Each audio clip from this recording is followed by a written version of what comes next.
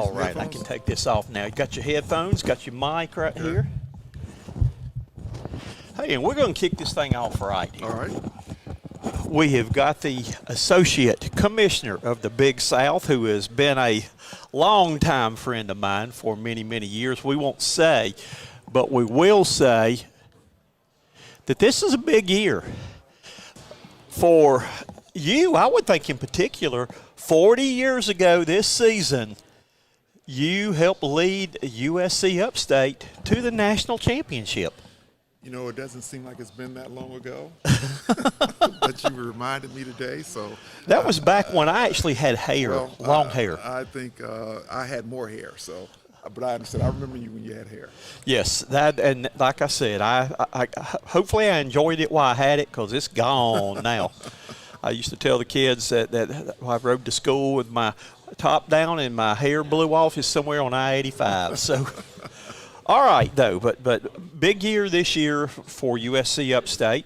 Also, big year for the Big South coming in now. You kind of the associate commissioner, but you kind of oversee a lot of the basketball responsibilities. I do specifically men's basketball. This is going in my 4th year, and I've learned a great deal over the 3 years.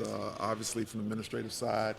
Working with the coaches, what's important a lot of times to the coaches, their individual programs, and then working the conference office as far as the big picture, the conference itself, all 12 teams, what's best for all 12 teams. So it's been a great experience so far. As you mentioned, USC Upstate being in the Big South is personal for me, and I'm excited to be able to follow them up close now after being away so many years. So, but this is going to be a great year. Moving into a neutral site tournament here in Charlotte, North Carolina, which is actually my hometown. Is really exciting also. So, again, like you mentioned, too, that we're at the Bojangles Arena here, and that's going to be the home site of the tournament, though. And how do you think it's going to be this year actually having everybody play? And I think in the past you had it kind of spaced out and then eventually got to one site to play. I think maybe, the top seed or something, but going to be that tournament atmosphere, that March Madness. Right, that's what we were looking for. I think when when you're playing at a higher seed, you don't have all the teams together, so you don't have that atmosphere of we're actually playing a basketball tournament. And so now the decision was made. Actually, my first year we did a number of site visits, and Charlotte just kept coming to the top. And the city itself, Danny Morrison, Will Pitts. Zach Relitrue here at the Bowplex, the CRVA, they've all been so embracing and helping us make this transition to a neutral site. All right, issues I'm sure you had to deal with last year is that dreaded word, COVID. What did you learn from that, and just talk a little bit about what all you had to go through last year with trying to get a basketball season through COVID? Well, I learned as far as antigen tests, PCR tests. I figured it out last year, and 24 hours and 72 hours before. Testing teams, getting the officials tested, how important it was, because we always talk about the safety of the student athletes. And not only was it for them last year, but the officials, the fans, the table crews, a lot of times those people have been working for years and years and years and trying to protect everybody. Now, I think if we had to grade our performance, I would give us a really, really good grade. I think we did a nice job of communicating with everyone. All the schools are very cooperative as far as letting us know what was going on their campus. When we had to make adjustments, we were able to make adjustments. We were really concerned when the year started just from the standpoint of being able to have 3 officials for every single game. And, we talked about, could we start a game with 2, could we finish a game with 1? And things that you just don't normally think about in a regular or normal year, whatever normal is. So we were able to get through. Every game started with 3 officials, ended with 3 officials. We had to do a lot of rescheduling. That was a challenge. Normally, you start the year and you have a schedule that's in place, everybody looks at, and you feel like you're going to be able to play that schedule. We're going to play Upstate on February the 10th. We're going to play, Winthrop on January the 17th. And last year that wasn't the case. And so weekly, we had to look at our schedule. If a team was out, we moved teams around so we could get games played, and we came out. I want to say, we were top 10 in the country as far as number of conference games played. Well, my big concern was, everybody's talking about football so dangerous. Basketball, you don't have on all the padding, the helmet and stuff, is a contact sport. It is. It is a contact sport that everybody touches the ball, including your three officials do. And you can't tell me in the paint, because I think we've both been in the paint. Coach Tony used to live in the paint. That is not dangerous because of the physical contact and rubbing up against each other in there, though, that had to be a concern. I'm saying all along, people talking about football, basketball, and wrestling probably were two of the most dangerous sports, I thought. Well, you have a lot of contact, a lot more contact. You're right, because the student athletes they have less on in basketball, and so they're leaning against each other. So. That's why the testing of our student athletes were so important, and the like I mentioned before, the communication between the schools, that if someone had temperatures or had symptoms, that we held them out for their safety and the safety of those around them. And so we did a great job of contact tracing whenever there was a situation where someone did have symptoms or did test positive, and it allowed us to get through our season. Another issue, too, that to me really upsets me, and Coach Tony and I talked up here, and I don't know how much it's affected your conference, is the good old transfer portal. I think that is ruined, or is in the process now of ruining all sports, but basketball. I mean, I'm looking right down the road. Frank Martin lost about his whole team. Yeah. He's welcoming in a new team, and, I mean, look at Duke, same thing there, though. What are your thoughts on the transfer portal? Well, it's a different time. I know we would all like things to be the same, and I tell a story to my sons who are older now, that when I was growing up, if you transferred, it was a negative. It really was a negative. What's wrong with what did the kid do wrong or whatever, and because it was so family oriented with your team. Your team stayed together for the. For an entire 4 years, that's what you thought would happen. And so if a kid left out, normally it was, a lot of times a discipline situation. And so, they couldn't just transfer freely. Now, I guess times have changed, and kids are exploring their options. And so if you're going to be successful in 2021, 2022, you got to factor in transferring. There is no way that I could coach today with all the changes going on, and because I'm old school, and I go back there. Coach Tony's the same way, though. But, back when I coached, I told them first day, it's either my ways or trailways. You catch the bus, but now the players are saying it's my way or trailways, because if I'm not getting treated right, exactly like I want to be treated, I'm going to go in the transfer portal. Yeah, I mean, and then that's very difficult, because you've got to instill discipline. You have to be able to correct mistakes. It's not personal. It's for the good of the team. And you're trying to do what's best for your team and for your program. And sometimes, in the NBA, you see, guys are making millions of dollars in the NBA, but you have to, everyone has a role. You have to be a star in your role. And a lot of times now, everybody wants just to be the star.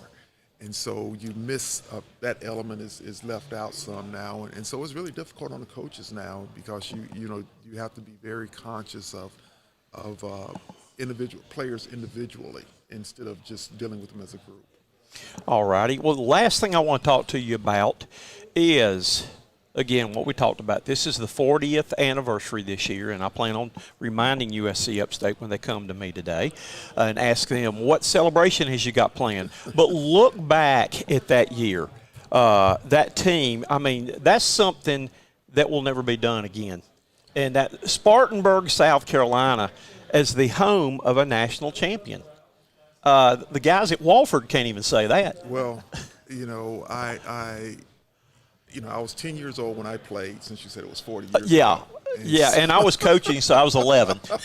So, but no, it doesn't seem like it's been that long. And it was a very, very exciting time. I know we talk about it a lot of times when we interview, we reflect back, and 40 years ago, wow. that was it was a special time, and I remember those times now. My former teammates, I stay in contact with a number of the guys, and hopefully, with me being out of coaching now and having the opportunity to get on campus, hopefully they'll do something at USC Upstate, and I'll be able to attend whatever function takes place. And see, unfortunately, I was there going through the growing pains that when you guys came in, and we took our lumps, but we won some games, and you could see it come into chemistry and all like that, though. But I had to move on for a higher paying coaching thing because the small money that Upstate pays there, though.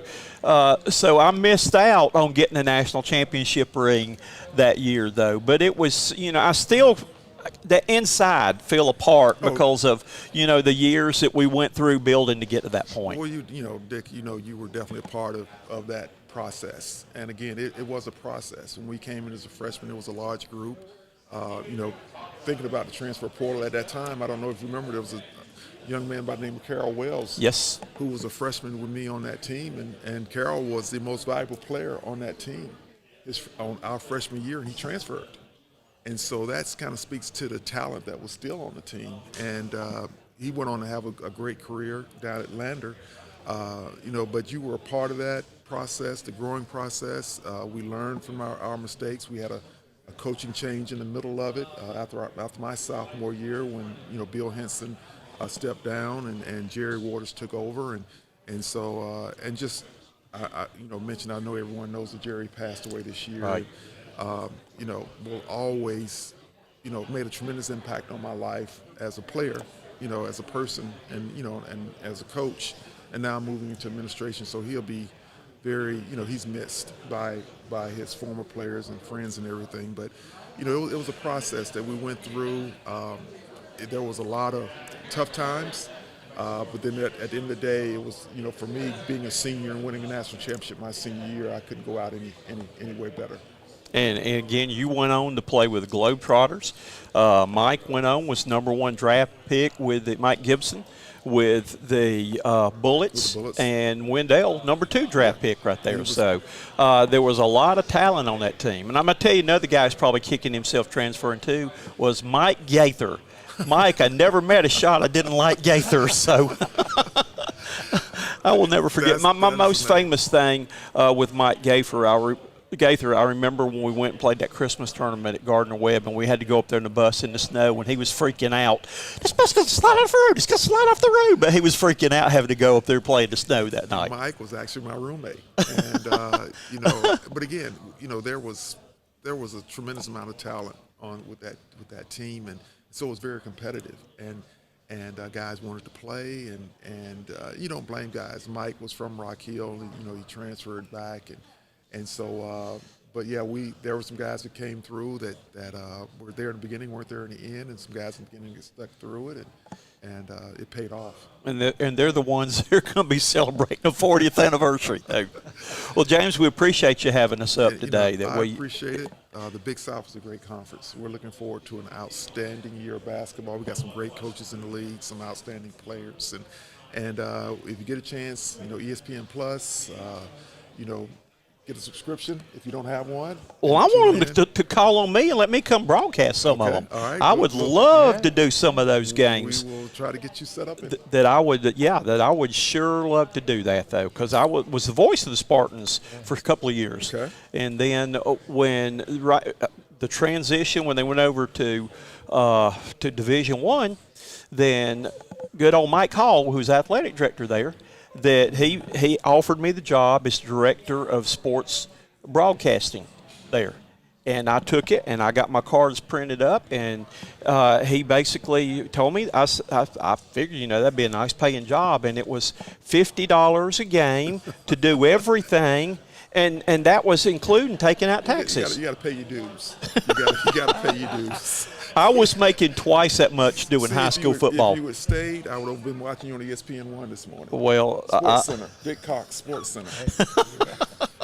and I would have been probably divorced, and I probably would have been eating Yeah, but eating at the soup kitchen. she would have been rich from half of the money all the money you've been making from ESPN. Oh, okay. So All there's right. always a silver lining at this, Dick. Okay. I got you. I got you. Well, if we can ever do anything to help the Big South, that I'm looking forward to anything we can do to help you guys Well, out. Vanta, thanks for being here today, and I know you're gonna have a great time visiting with our coaches. Well, thank you. All right. James Holland, the associate. And see, I got your name up there and on our thing here. We got you a title and all kind of stuff, though. I took care of you I now. appreciate that. Just like I did when you came back to work my camps, and I put you in the Holodome. You remember I that? put him in Holodome. He paid me, and you actually, he paid me. He got 50, I got 20. So. See, poor Paul Small, he ended up at the Roach Motel. You got the Holodome. And I can say that, unfortunately, because Paul's no longer with us, and he can't jump on me, though. But Paul Small was one of my favorites, too. I always liked Paul. Great teammate. 4 years together. Great guy from Chester, South Carolina. Chester, South Carolina. That's right. So, well, I'll let you go. I know you got lots of things to do, but appreciate you being with us. Thank you very much. And I couldn't think of a better way to kick this thing off today. Thank you. Thank you.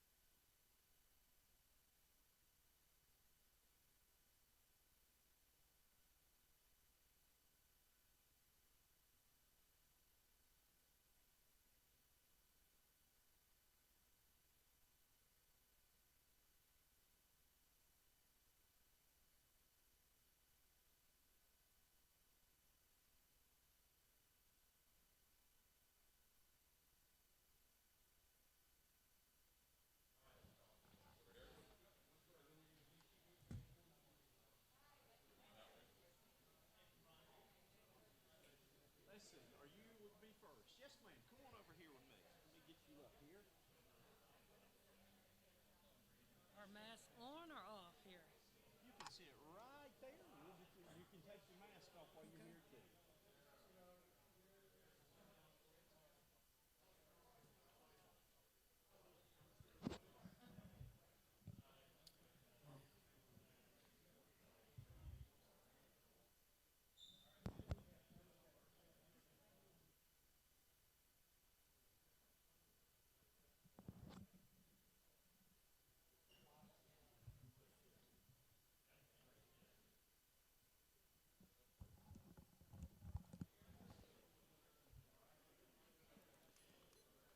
And we are just about ready to get started here. And I am Coach Dick Cox. This is Coach Barry Tony right over here. So you are among coaches, former coaches here. And my number one rule is you're going to have a good time. All right, We're going to make this fun. Let's do it. Well, we'll then. go ahead and get things started now. And I'm going to get you, first of all, tell us a little bit about your team you're going to have this year. Okay, well, the first thing I would say, a lot of new faces. Obviously, we do have a few vets that came back and played some key minutes when you think of Myra Strickland and Sydney Hunter. We got a lot of new faces in terms of international kids. So as they're still adjusting to the American way of playing basketball, which is totally different than an international style, I'm excited for them. And then our grad transfer, Taylor, being able to come in who could provide experience for us, Taylor Robertson. Okay, well, tell me a little bit about what you learned last year having to go through a COVID year. You could write a book probably on that. Yeah, the biggest thing about surviving and trying to keep everybody safe and healthy and try to move along. And I thought our athletes did an extremely good job. And big shouts out to our athletic trainer DL in terms of just making sure we had our testing protocol in place. And our athletes, again, We were one of the few teams that didn't have any hiccups throughout the whole course of the season, so it was really good for us. But you just, I hate it. It was more about safety, and the basketball almost took a back burner to a certain degree just because you wanted to make sure everybody got home safely. Okay. You know, one of the biggest concerns I have as a former coach is what I'm seeing is that nasty word, transfer portal. What are your thoughts? I feel like transfer portal is ruining college basketball. Does that filter down even to the women's programs too, or what is, your thoughts for that? I mean, I wouldn't look at it as nasty because of the position I am and where we're picked this upcoming preseason. Like, it could actually enhance our team. I am for athletes staying and trying to figure it out. I had one of the greatest experiences at the University of Tennessee for me, and there were plenty of days when I wanted to leave, but I really didn't have anywhere else to go. So it teaches you about being resilient and staying in there. But being in this new generation, day and age, like, it could be beneficial for me as a coach because literally where I'm picked in the bottom, I could very easily next year be picked in the middle of the pack or even higher than that. So it creates a different component. I think sometimes athletes go to the wrong place for the wrong reasons. Right. And then they realize when they get there that it's more than all the other things that they thought. It's just about the opportunity of being able to play and have a really, really good college career. And so sometimes athletes are making these rash decisions for the wrong reasons, but it could help me as a coach. Okay. So I'm for it, kind of. Okay. All right. That's what I in want a to do. nutshell. To find out all the different viewpoints. No, totally. Okay. We're visiting with Samika Randall-Lay, the head women's coach at Winthrop University there. We're going to find out now some things about you. We've talked about your teams. What motivates you every day? What motivates you to go out there and coach women's college basketball? It created a great opportunity for me, for all the coaches that I met along the journey. This is the best place, and I believe this is where God wants me to be. So to be able to empower, impact athletes, and share my experience with them and to watch them create their own experiences, that's my why, like, every day. And I've been able to witness that as a coach, and I hope I can continue to keep doing that. All right. Coaching is very tough. It's hard. Absolutely. Where is your happy place? Everybody's got to have a happy place, whether it's in your mind or where there is some place you go. Where is Samika's happy place? I would say my happy place is being at home with my husband and my dog. My dog is amazing. When she comes to the door wagging her tail, she literally makes me forget about everything. If it's been a rough day, it just puts you in a different space. And so you have to remember those moments because we can, as coaches, allow so much to impact us, but creating that balance is super important. Okay. My mother was always in it. She's passed away about 20-something years ago. Okay. She was very special to me. But what's something that your mother told you that you still apply today? You're never too grown to learn anything. And so you have to be open. You have to allow yourself to be challenged. And you got to listen to the wisdom that the wiser people, I'm not going to say older, wise people before me have paved the way, and take some of their stuff so that way you can cut all those corners of running into the brick wall. Like, I can kind of eliminate some of that stuff. Okay. If someone did not know anything about you or who you were, what would be the most important thing you'd want them to know? To know that I'm loving and I'm very passionate person, and I really do care about people and wanting to help people. Okay. All right. We're going to the lightning round questions now. All right, These let's are go. the either ors here. Okay. Coffee or tea? Tea. All right. Do you like black and white or do you like color? Color. Stay at home or go out? Ooh, stay at home. Heads or tails?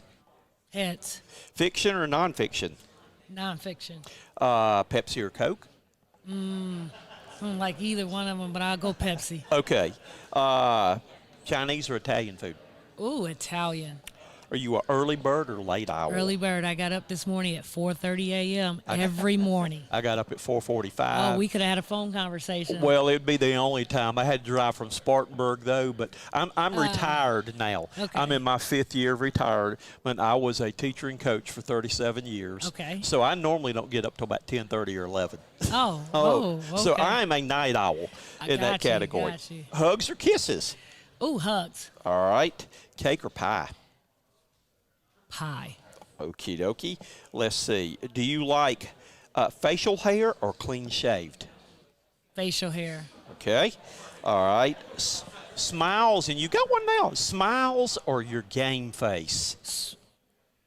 Actually, ooh, that one's tough. I think a lot of people think I always have a game face, but I do like smiles. I had a game face that I could give that stare. It's not as good as Pat Head Summit's I was going to say, I think some people think I have that Pat Summit stare, and it's just natural who I am, so it rubbed off on me for all those years. But see, that's good. You can just give them that look, and you don't have to say anything. They know, oh, Yeah. God, we're in trouble now. That's right. You don't even have to say anything.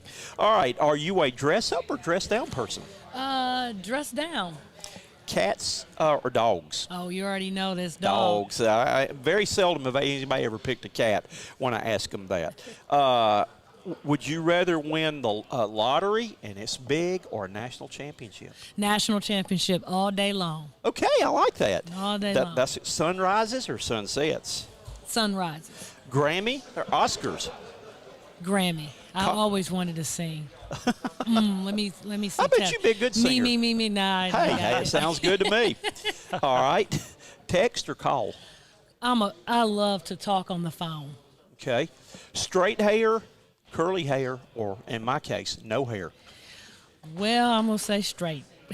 All righty. Let's see here. We've got a couple more for you right now. And this was the last thing I want you to do is tell me something, your life your life philosophy or your life convictions. Oh, good one right here. This is a big one. You never arrive in the game of life. It's just like, no matter how you think you're like moving in the right direction, on the right path, like adversity hits, and it's like, how do you handle that? So you always got to stay, on your game, and when things happen, absorb it and keep moving. And so I always tell our athletes, you never arrive in a game of basketball, because the moment you think you're shooting a good percentage or playing a great game, like you literally at that moment can go 0 for 2 or for 10 or whatever. And the growth is seeing how you can handle and absorb that, and what other things can you do to get yourself back on track. Well, that is great. Well, Samika, we appreciate you visiting with us today, and wish you the best of luck. And if I can ever do anything to help you or publicize your program, there's my card. All right, appreciate it. I hope you have a great rest of the day. Thank you. So Samika Randall Lay has been our guest right now, and we've got coming up here in just a second will be her counterpart.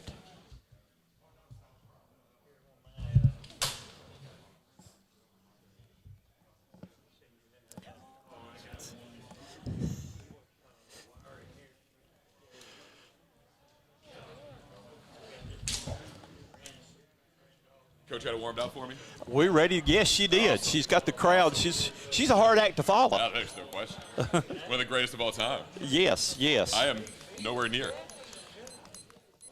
Well, Coach, I am Coach Dick Cox. How are you? Mark I was a college and high school coach for 37 years. Very good. And I am retired and still doing this as a part of staying involved there, though. Really cool. But I actually was James Holland's coach, one of his coaches at USC Upstate. Wow, is that right? So I'm from Spartanburg. Just so I know. Yes. What kind of player was he? He was okay? He was the glue to that team, national championship team. And he's trying to claim that he didn't realize this, but I know he does, that this is the 40th anniversary of Upstate's national championship team. Wow. We're obviously very familiar with Spartanburg. Yes, because you were at Walford. I was 4 years. All righty. Well, let's talk a little bit about your program, man. It's not like you don't have big shoes to kind of step into. With Winthrop had a great year last year, though, but you got a lot of those players coming back. So tell me a little bit about what it's looking for this year. Yeah, I think you're right. I mean, historically, in the context of what we did last year at 23-2, it's a hard act to follow. But we return a really solid core from that group. We had obviously the Big South Player of the Year graduate, and some other guys that played a lot of minutes. So there's some different roles for our kids to fill that maybe they haven't previously. But no, I think we were able to recruit some of the high quality student athletes that I think can help us, as well as bring them sort of into the mix with the guys that have been in the program for a while. And as I mean, it's just the tradition at Winthrop is very, very strong. So the expectation level is very high, and understanding that and learning that from the guys that have been around, I think, is really, really important. And they've got you picked up there as probably the preseason pick to win your division and like that. Nothing like a little pressure stepping in a new job there, is there? Yeah, I think for all of us, I think when you take over a job, when you started a job, you want to be at a place where they expect you to be good. You want it to be a place where year in, year out, you have the opportunity to be to compete, to represent your league in the NCAA tournament. So that's sort of the expectation level at Winthrop. Obviously we wouldn't want to be here if it wasn't actually. And so it's pressure if you think of it that way. We're trying to take it, and it sounds like coach speak, I guess, but take it day by day and get a little bit better each day, and still, kind of get to know each other a little bit. But there's so much familiarity from being an assistant for Coach Kels for 6 years, and certainly with some of the guys that have been on the roster for a few years as well. So it's been a different getting to know one another process than maybe when we got to Western Carolina, just because everything was brand new. But it's certainly been a lot of fun so far. Tell about, like you said, being an assistant like that, the transformation of now you've got all the responsibilities now. The assistant coaches back then could make the suggestions and all. I remember those days and all. But tell us about adapting to the new role now. Yeah, it is. It was so much nicer as an assistant. We could just blame the head coach for everything, right? There was a recruiting decision or an in-game decision. You just say, well, this guy's crazy. What was he thinking about? Why didn't he listen to me? But I mean, it was something that we got used to. Having the opportunity. I had the opportunity to be a head coach at the Division II level for a year, and spent the last 3 years as the head coach at Western Carolina University. So, there's great familiarity with this school, our program, certainly this league, and there was a lot of crossover with the Southern Conference and the Big South and sort of being in this area. So, the adjustment has been, relatively minimal. I think it's been sort of a smooth transition, as smooth as it could be, sort of, knowing the people on campus, knowing who to go to for what, and certainly knowing the terminology and the way that we run our program, the way that we've always run our program since Coach Kelsey got there about a decade ago. So it's been relatively seamless, but everybody loves you until you lose your first couple games. And, we're still undefeated right now, so people are still talking to us. All right, that nasty word right now. I'm old school, and I'm asking all the coaches. I want to get their input on this. What do you think when I say transfer portal? Yeah, it's funny. I'm worried that's going to ruin college basketball. I mean, it's just one of those things that is part of our world right now, and you can obsess over it, or you can worry about it, or you can complain about it, or you can just embrace that things are changing. And I think that those that embrace it and try to do as much as possible, use it to the advantage of their program. Instead of spending so much time worrying about how it's going to impact us negatively, how can we make this work for us positively? And we'll all have some, and it's just understanding that that's just the world in which we live. But I think it was good to us in recruiting this year. In all honesty, it helped. When we got to Winthrop in the spring, we ended up with 5 scholarships to fill, and it worked out for us, I think, with the guys that we were able to bring in and the caliber of student athlete that we have. And those guys are looking forward to putting that on display here in about 3 weeks. So it doesn't bother me. It doesn't. It's not something we stay up and think about and keep us up at night. We look for the advantages that we can gain from it, and the high quality kids that we can maybe recruit out of it. Okay, well, we're going to find out some important things about Mark Prosser now. Okay, we're going to get down now. A couple of years ago, you received an award that is named for your father. Your father left us way too early.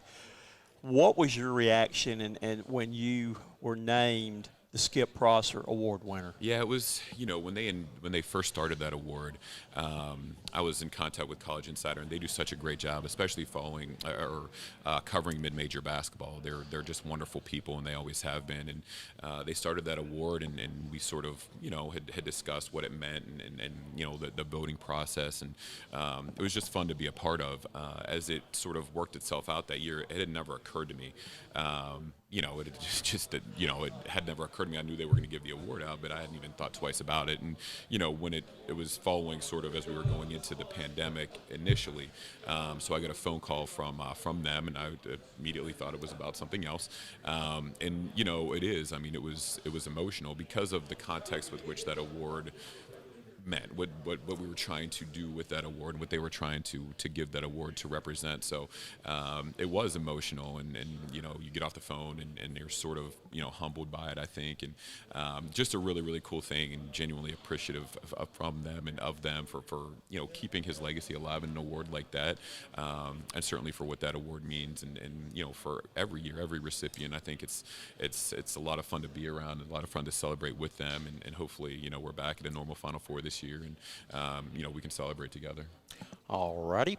What is the best advice, looking back, the best advice your father ever gave you? Wow. That's he used to ask me what I was thinking about trying to get into the college basketball coaching profession, as you know well. But it's a little bit of everything. I mean, you can go in a number of ways with that: personal advice, professional advice. I think as he got older and as he continued to coach and understanding where he was and the pressure of coaching and even in the ACC, and just making sure that your priorities are straight and understanding what's important. I think as he progressed in his career, there were some things he may have done differently early in his career, and he's remembered very fondly for a lot of good reasons, and but I think there were some things that he would have done differently. And I think as we all progress, this is my 20th year in college basketball coaching, which it goes by in the blink of an eye, and just slowing down and appreciating it, and making sure you're understanding that for all of us, the way that, especially for me, I guess I can't speak for everybody, but for me, I couldn't do what I do on a day-to-day basis if I didn't have a wonderful family at home, and making sure that they're the top priority, and that's the thing that's most important, and making sure that they know that, I think is something that they'll always be in the forefront for us, and I've got a lot of that from him. You've moved up into the top seat, the first seat now. And there may be a lot of people, say, on the West Coast or anything, that may catch a game and may not know anything about Mark Prosser. What is the most important thing you want people to know about you? That it's not about me. It's always going to be about our kids. Our staff is going to try to do everything we can to put our kids in situations to be successful. But we're not going to make one shot. We're not going to get one rebound. We're not going to have any assists. We have a wonderful group of kids that are genuinely a lot of fun to be around every day. They represent our university very, very well. They represent this program very, very well. And we're just happy to be part of the ride that they're taking us on, and we look forward to starting that ride here in a couple weeks. Okay. Well, we're going to do a quick lightning round. Okay. Some questions here. Either or. All right. Coffee lightning round makes me nervous. Okay, here we go. Coffee or tea? Coffee. Stay at home or go out? Stay at home. Are you a black and white or a color guy? Color. All right. Heads or tails? Heads. Oh, we go with the percentages on that. Are you a fiction or nonfiction? Nonfiction. Banana split, ice cream sundae, or grandma's apple pie? Ice cream sundae. Italian or is there right answers to this, or no? Okay. This is everybody knows. This might be like a personality test. Like, Mark, it's the right answer. Whatever you say is the right answer, because it's what. Are you an early bird or night owl? Early bird. Okay. Hugs or kisses? Depends on the environment, I guess. Okay. So I'll say hugs. Where we are right now. Winter or summer? Winter. It's basketball season. That's right. Cake or pie? Cake. All right. Comedies or mysteries? Definitely comedies. Okay. Smiles or game face? Oh, definitely smiles. Life's too short. It is. Well, Coach, we appreciate you being with us today and look forward to seeing your team. I'm going to give you my card. If I can ever do anything to promote your team, I'm down in Spartanburg right there and work with Lindy Sports Magazine also. Yes, sir. But we wish you the best of luck. Thank you to so much. Mark Prosser. Very nice to meet you. Thank you. Go Appreciate Eagles. Yes, sir. Thank you. Have a good day. Yes, sir. So Mark Prosser has been our guest today, our first men's coach today. And we have our friends from USC Upstate coming up next. So let's see if we can. The home team. The home team, right. My alumni. So. USC Spartanburg. Yes, that was back then. We were the Rifles. Thank you, sir. I appreciate it. All righty. So Thank we're y'all. getting ready. Have a good day. You too. Getting ready for our next guest coming up.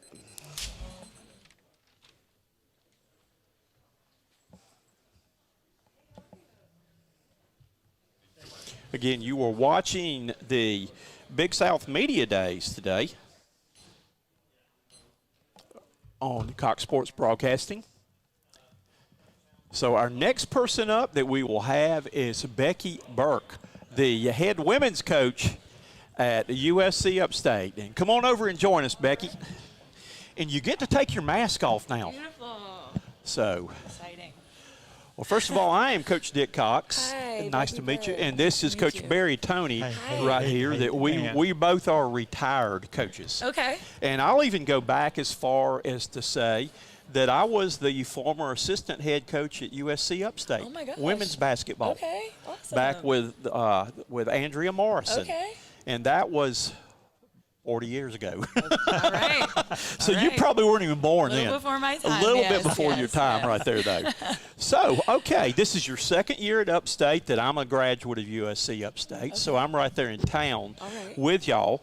And actually used to be the voice of USC Upstate, Okay. broadcast the men's and women's games, though. So that's a little bit of my background. But we're going to find out a little bit about you now. All right. All right, tell me a little bit about yourself and about your team for this coming year. Yeah, so myself in terms of like my coaching background? Yes.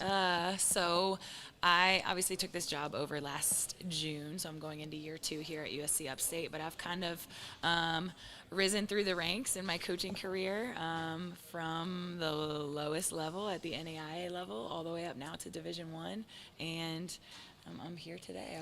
I started at NAIA. I took my next job at a Division II school, and now I'm here at USC Upstate. So I've spent about 2-3 years at all of my stops so far, and led me to my first Division I job, which is here at USC Upstate. Have you gotten settled down yet? I mean, how many, you got to watch frequent trips to the Beacon and places like that and all around Yes. town. I can give you a scout report on that sometime. Yes. On the places to go there. All right, well, let's talk a little bit about your team this year. As far as your returning players and, you know, what your outlook is on this coming season. Yeah, so we really took what we, you know, the best statistical parts of our team from last season from a numbers standpoint and returned those players this year. And we've only got 4 returners. And so out of our 12 scholarship players right now, we've got a couple on medical disqualifications. And so out of our 12 scholarship players, 4 of them are returning. And then we've got 8 brand new players that are fresh faces that nobody's ever seen here at USC Upstate. So we really have almost an entirely new team. But we did bring back, like I said, our 4 leading scorers from last year. 4 of our 5 starters are back from last year, along with adding just a tremendous amount of talent from a young player underclassman standpoint. So we're very excited. Okay. I'm trying to get the reaction of all of the coaches on this one. I'm old school. I was around for a long time, though. But one thing that I'm really concerned with right now that you're having to deal with, too, transfer portal. Yes. What are your thoughts on that? I don't have very much control over it, so I try to just make the best of what the situation is. And I think in a day and age where recruiting is totally different than it was even when I played, I think you have a lot of players that are just choosing schools and choosing universities for the wrong reasons. And when you do that and when you don't go through this process the correct way and really choose a university for the people and for the fit and for the relationships, I think that's when you find the people that care about the locker room and the jerseys you wear and the flash and the lights. Those are the people that end up in the portal, because that's not the stuff that matters at the end of the day when you get on campus. But I also think it's going to help.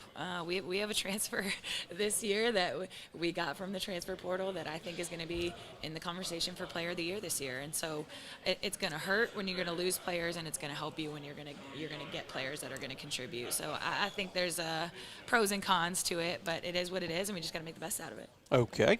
Well, we're going to move on now to some questions about where they can get to know you a little bit. We're talking with Becky Burke, the women's head basketball coach at USC Upstate. What motivates you to get up every day to want to coach? I think my players and my relationships with my players, and knowing that I need to get up every day and bring it, and I need to get up every day and show them the way that we're trying to teach them to act every single day and conduct themselves and get up and be motivated, have a positive outlook, take care of your business. All of the things that we preach to them, I try to wake up every single day and live those things. Okay. All right. Coaching is a stressful job. You can see how it left me with nothing on top with doing this. Hopefully it won't happen to you. It won't happen to you, though. But everybody has a happy place to go away. What is Becky's happy place? Is it a place in your mind, or is it a place you actually go to? Oh, that's an easy one for me. So during COVID, I built out an entire home gym in my garage, and it is like the best thing ever. I'm a workout junkie, and I go there every single morning, get it done, and that is 100% my happy place. Okay. My mother was somebody who was very special to me and probably the greatest teacher and my inspiration. What's something your mother told you, could have been recently or it could have been a while back, that you still apply today? Oh my gosh, I could probably write a book on all the things that my mother has told me. I think giving to others, loving other people. She always told me, if you're down, if you're having a bad day, go do something for somebody else. And I think that's one of the biggest things that stuck with me. It's not about you. Go love other people. Go do kind things for other people. And if you're down, if you're in a rut, go help somebody else. Okay. All right. If they make a movie or made a movie about your life, who would you want to play you? That's a good one. Probably Jennifer Gardner. I think I Yeah. channel like my $1 Million Baby. Yeah, I like vibes her. From her. Yeah, definitely. Okay. What is your philosophy that you have, your personal philosophy on life there? Your convictions or something you live by? I live by just waking up every single day and trying to be a good person. Like I said, trying to love other people, trying to do good, and also just be the best that I can be at whatever I'm doing. I think every single day, if you choose to wake up and do your job or live your life to the best of your ability, you're gonna have a lot of success and a lot of happiness. Okay. If you could go to any restaurant anywhere, what would you order? Oh, I'm a pizza. I'm from Northeast Pennsylvania. Okay. Pizza is my jam, so I'm gonna probably get pizza anytime that it's available to me. All right. What's your biggest fear? Biggest fear? Is what question is he going to ask next? Yeah. My biggest fear is that question. No, I feel like my biggest fear is failure, I would say, just in terms of my life. I want to make an impact. I want to leave better than I found this life. I want to, when I'm dead and gone, hopefully I've affected a few people along the way. All right. Do you have anything? I know you're young. You're not an old fart like the two of us. We have a series we do where we go around and play all the different golf courses in Spartanburg, and it's called Two Old Farts in a Cart. Oh, my gosh. So we filmed that. Well, what it actually is, we've got the camera, and we film what two old coaches, two old farts talk about during a round of golf. Okay. So we do that, though. But I forgot what the question was. What is your bucket list? Something on your bucket list. Something on my bucket list. I want to travel. I think I want to do all the all the national parks, and I think that would be really, really cool to be able to do that. And I've not reached the point in my life where I've been able to go to most of them yet, but I would like to do that at some point. All right. And again, you're new to Spartanburg. You've been on the East Coast, the West Coast, and all over. If someone did not know who you were or anything about you, what would be the most important thing you'd want them to know? Man, I would want them to know that that I'm a good person, that I put my all into every single thing that I do, that I'm going to put my best foot forward, that I'm gonna be successful at whatever I put my mind to, and that they can rely on me and count on me. Okay. All right, we're going the lightning round questions All now. right, let's do These it. are the either ors. All right, are you coffee or tea? Coffee. Are you stay at home or go out? Stay at home. Okay. Are you a black and white person or you like color? Black and white. All right. Heads or tails? Heads. Fiction or nonfiction? Nonfiction. Banana split, ice cream sundae, or grandma's apple pie? Apple pie. Okay. Let's see. Chinese or Italian? Chinese. You early bird or late night? Early bird. Hugs or kisses? Kisses. All right. Winter or summer? Summer. Okay. Pie or cake? Pie. Do you rather watch a comedy or a mystery? Mystery. Okay, let's see what else we can pull out. All right. Smile, which you have a nice smile, or game face? Thank you. I'm 50-50. I do a little bit of both. Okay. All right. Bracelet or necklace? Necklace. Okay. Let's see. Fried eggs or scrambled eggs? Fried. All right. Dress up or dress down? Dress down. Dogs or cats? Dogs. Okay. Let's see. Would you rather win the lottery and it's big or a national championship? National championship. Okay. All right. Let's see. Sunrise or sunset? Sunrise. Okay. Grammys or Oscar? Grammys. All right. Call or text? Text. Okay. Curly hair, straight hair, or in my case, in Coach Tony's case, no hair. I'm going to go with straight. Straight. Okay. Straight, yes. All right. We'll go with that. Let's see. A picnic or a nice restaurant? Nice restaurant. Okay. And let's see if I have anything that I've left out. Asking questions or answering questions? Answering. Okay. Well, you have done a good job of answering them. And again, Becky, you're right there with us at Spartanburg, so I'm going to be watching to see Yes, how please things do. go. Please If I can ever help you in any way through, if you need a game broadcast, that I can do that. I used to do that, or we can ever publicize anything to help you in your program. Thank you so Again, I was a former, well, we were Lady Rifles back then too, but Okay. and Spartans back there a while back though, but wish you the best. Thank you so and much. I'm alumni and I'll be pulling Yes, for we're you. the home team. Yes, Yes, I the home appreciate team. it. Yes. Well, thank you and have a good day. Thank you. So, Appreciate it. Becky Burke from the University of South Carolina Upstate has been our special guest. We appreciate her being with us.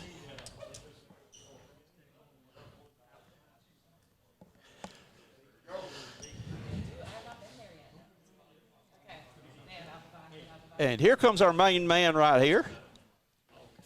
Hey, Coach, how you doing? Doing great. How about you? I am doing well. We got these.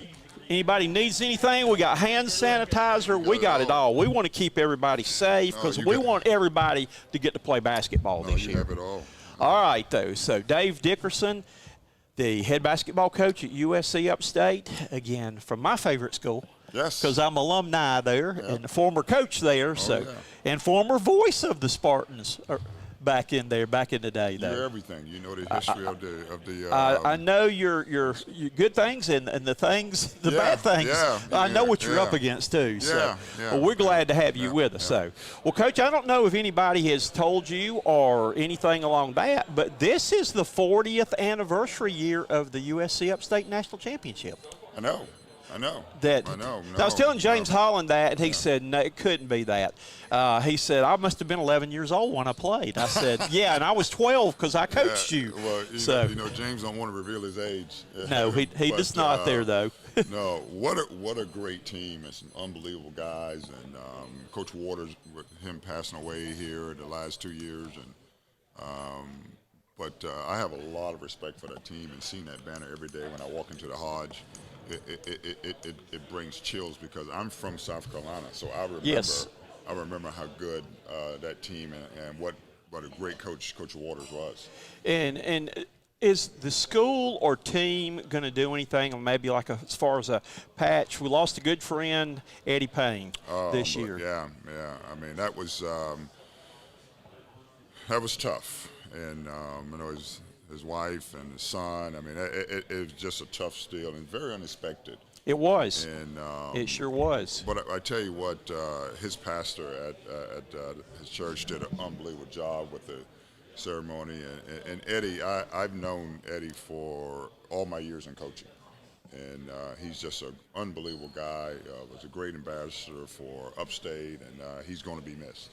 Well, I coached against Luke.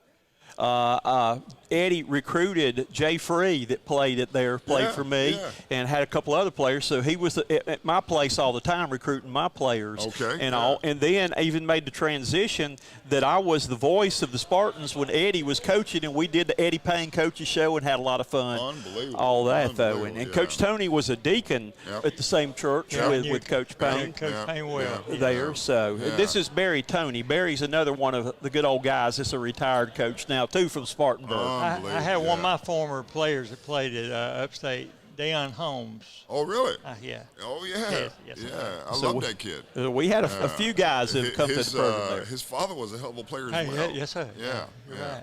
You know, Luke and Ann, and you know, the service was just very indicative of who Eddie was. And I thought his pastor, I forget his name now, his pastor. Don Wilton. Oh, man, done an unbelievable job. And really, I didn't know what to expect. And I thought it was really indicative of who Eddie was and the legacy that he's leaving behind right now.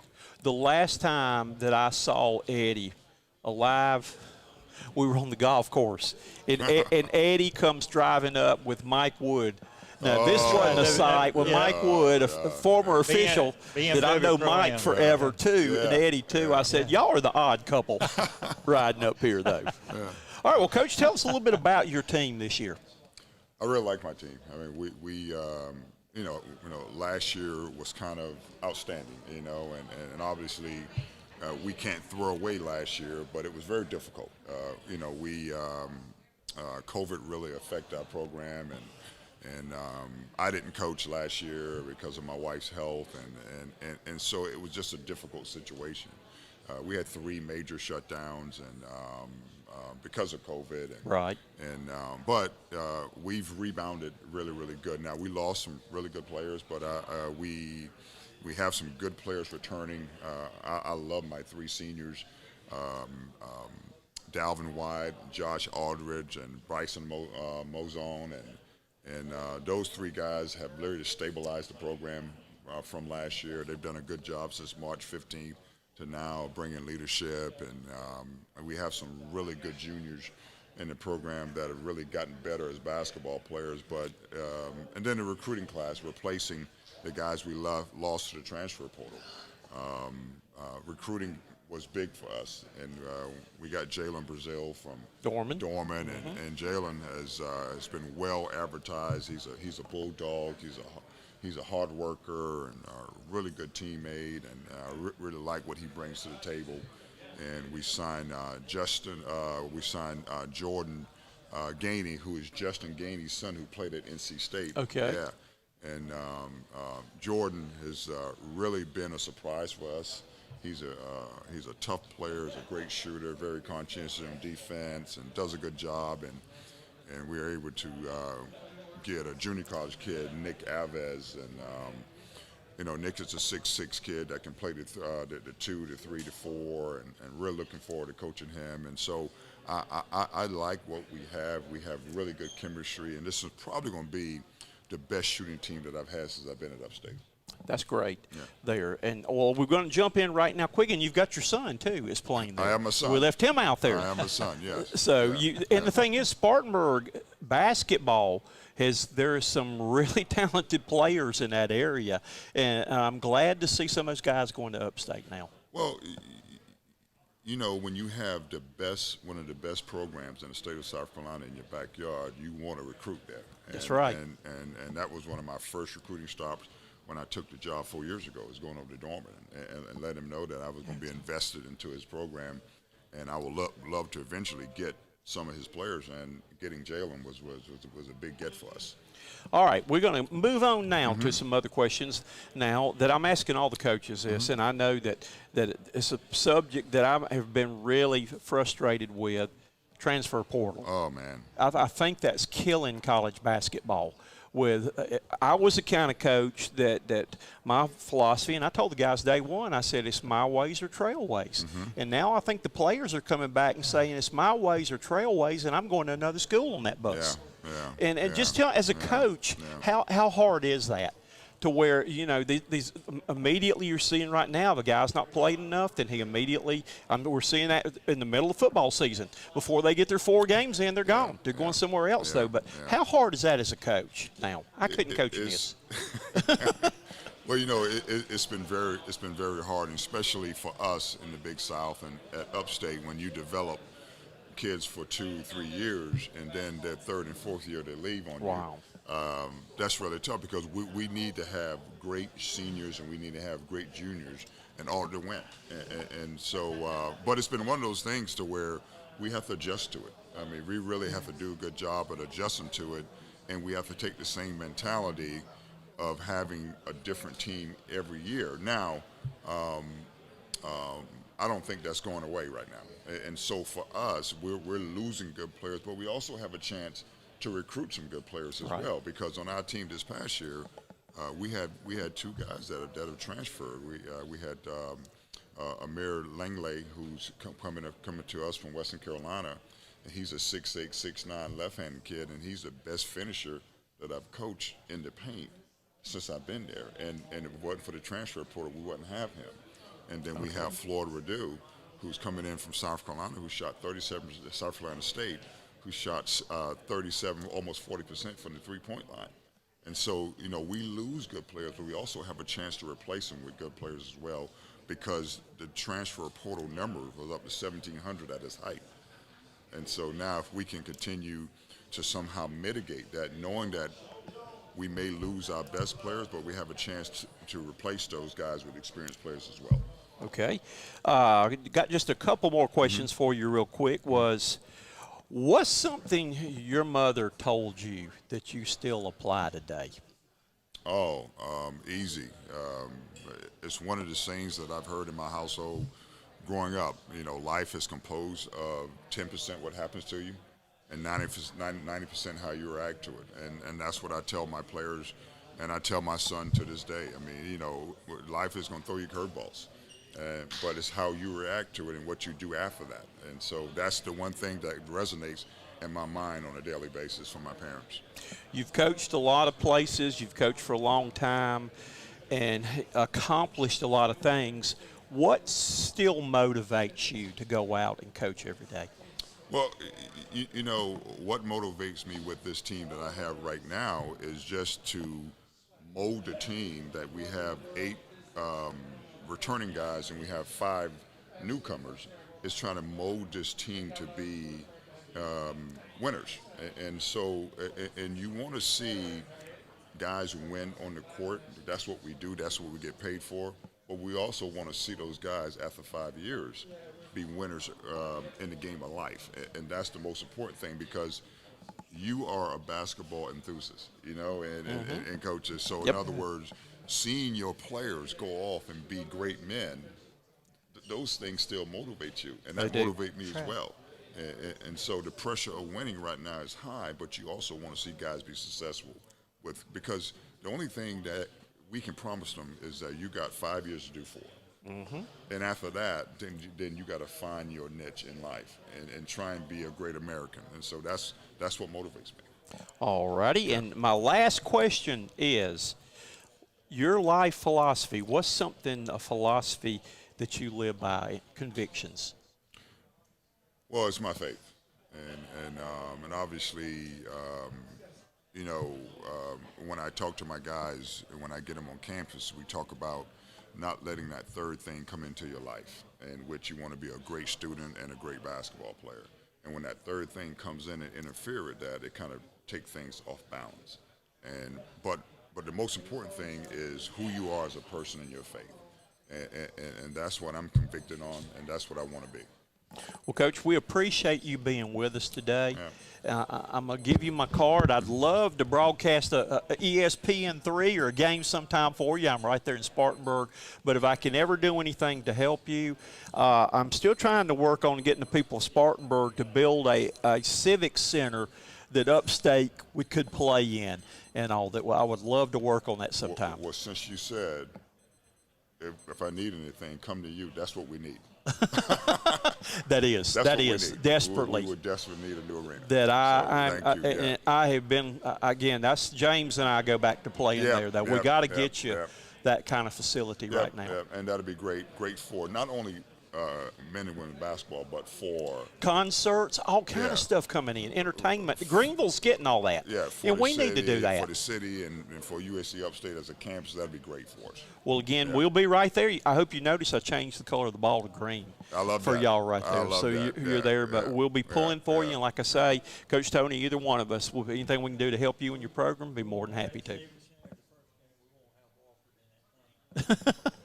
Let's do it. Let's get the Walford Terriers in that new facility. I love it. Well, good luck to you, and have a great rest of the day today. I'm looking forward to it. Thank Good you. to see you guys. Dave Dickerson, the head basketball coach at USC Upstate, was our guest.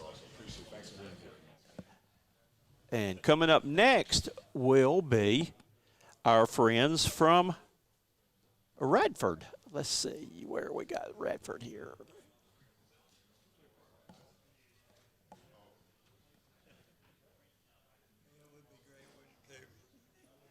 Mm-hmm.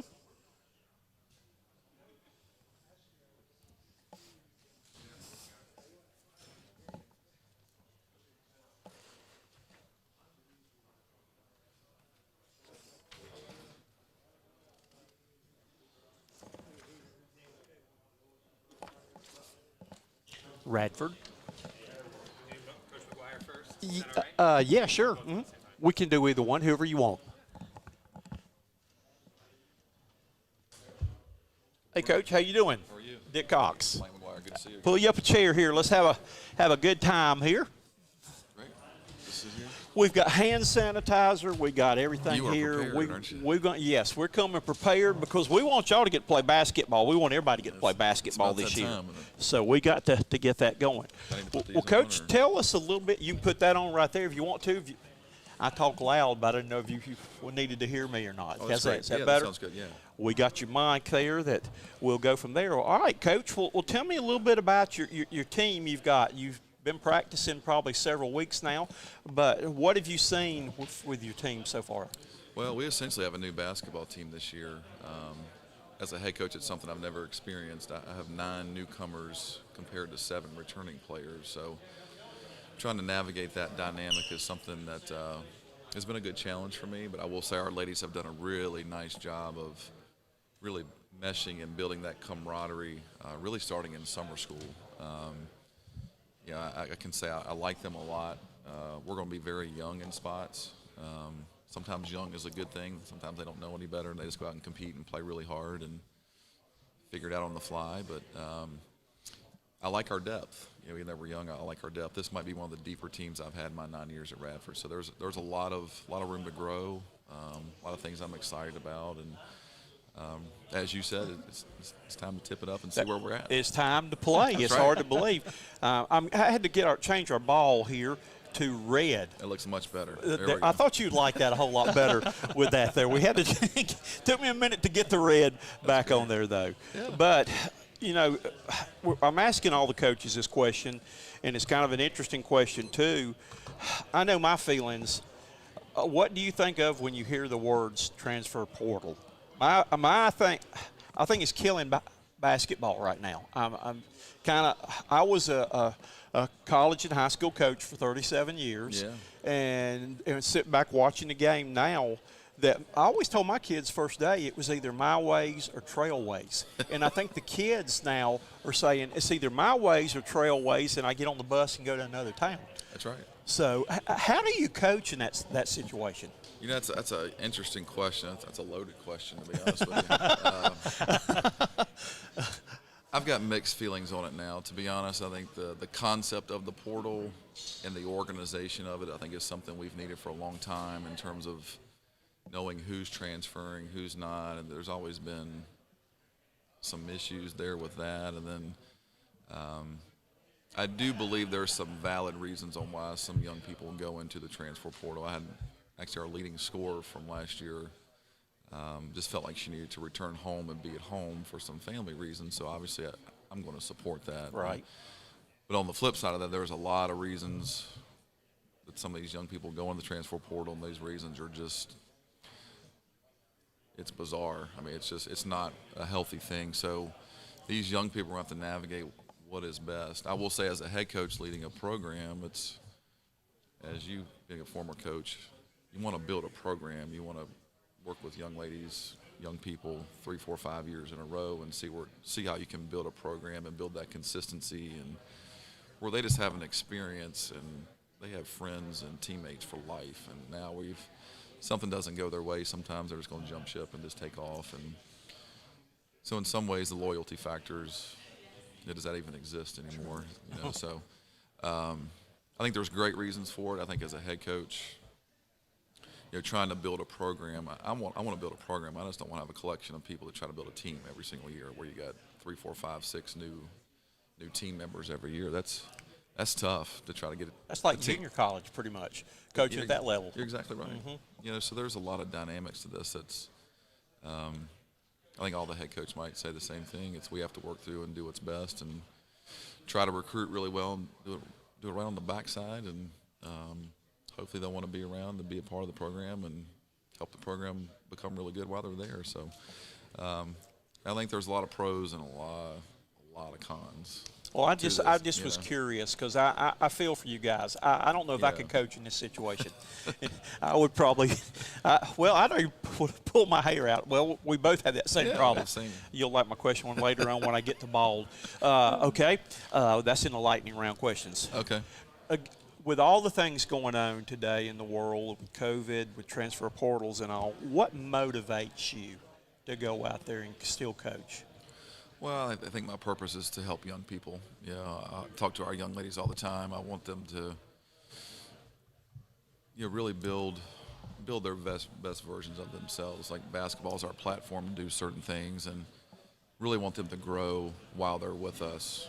Really trying to find their passions in life and build the life skills and the mindset, and really the attitude to be successful in life. I think this pandemic has forced for a lot of people to reflect on a lot of different things, and it's brought a lot of things to light. But just teaching the proper mindset and attitude on how to do things, I think we're learning. There's a lot of people that just don't want to work anymore, do things and do their part to help a society. Like, we can't have a society if we don't want to work hard. And I want these young people to still figure out how we have to work through this pandemic and get out of it and develop those life skills to grow and be the great members of society. So that's what drives me. Basketball is a great platform to do that, and I love to compete, as you did. I'm sure you love to compete as well. And teaching young people how to compete and watching them grow and develop and graduate is just, it's an awesome thing. And that goes back to the portal. You want to see them come in as freshmen, watch them walk across the stage in 4 years or 5 years or whatever their experience is. And I don't want that to get lost. I just don't. That's almost heartbreaking in some ways, you know. All right, I'm gonna ask you a fun question. Okay. We've been two deep ones here. We got to get back to having some fun here. All right, if they made a movie about your life, who would you want to play you?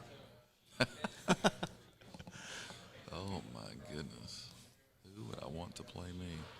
I'm not a big movie guy, so I don't know a lot of actors' names. But, okay. I would want Kevin Costner to play me. I always like him. He's a good actor. I like him. Yeah. He's been in a lot of different roles, but that's who I probably would go. I guess, I don't know, what's his name? Gene Hackman's too old from Hoosiers. Yeah, that's a great movie. I watched that movie all the time. I used to, every time we would go on a away game, playoff game, something like that with the chartered bus, I always played Hoosiers. And my players came to me and said, Coach, why don't you put it in the picket fence? I said, bring Jimmy and you will. They never brought me Jimmy, so we never ran a picket fence. You say that. A couple weeks ago we were talking about movies with our team, and we have I don't know, 3, 4 of our girls who haven't seen the movie Hoosiers yet. So that's going to have to be one of our road yes. trips. We gotta put Hey, Hoosiers. that was a Absolutely, classic, yeah. definite. But I still, if it's on TV, I'll sit and watch it. I've seen it at Every least time. 20-something times. Every time. That I love that movie. That's my favorite movie right there. Okay, what is the best advice anybody ever gave you?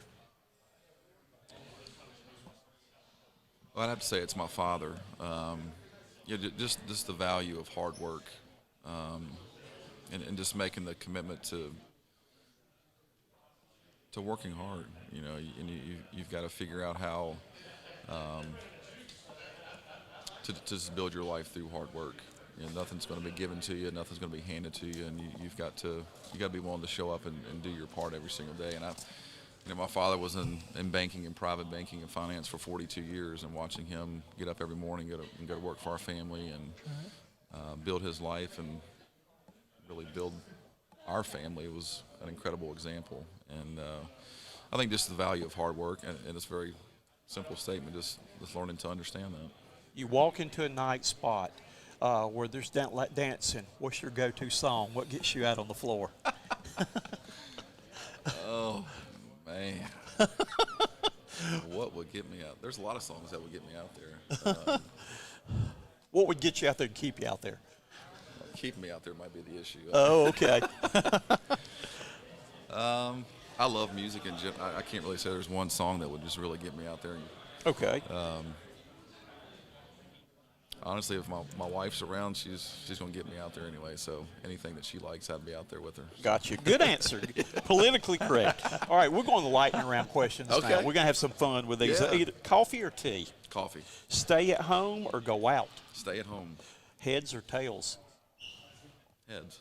Okay. Fiction or nonfiction? Nonfiction. Banana split, ice cream sundae, or grandma's apple pie? Just saw my grandma last night. She makes great baked apples. So I have to go with my grandmother's apple pie. Maybe sure. we could put a little ice cream and banana split on top of just it and get the combine it best of all, all three. There you go. That works for me. Chinese or Italian food? I have to go with Italian. Steak or chicken? That's a tough one. Chicken.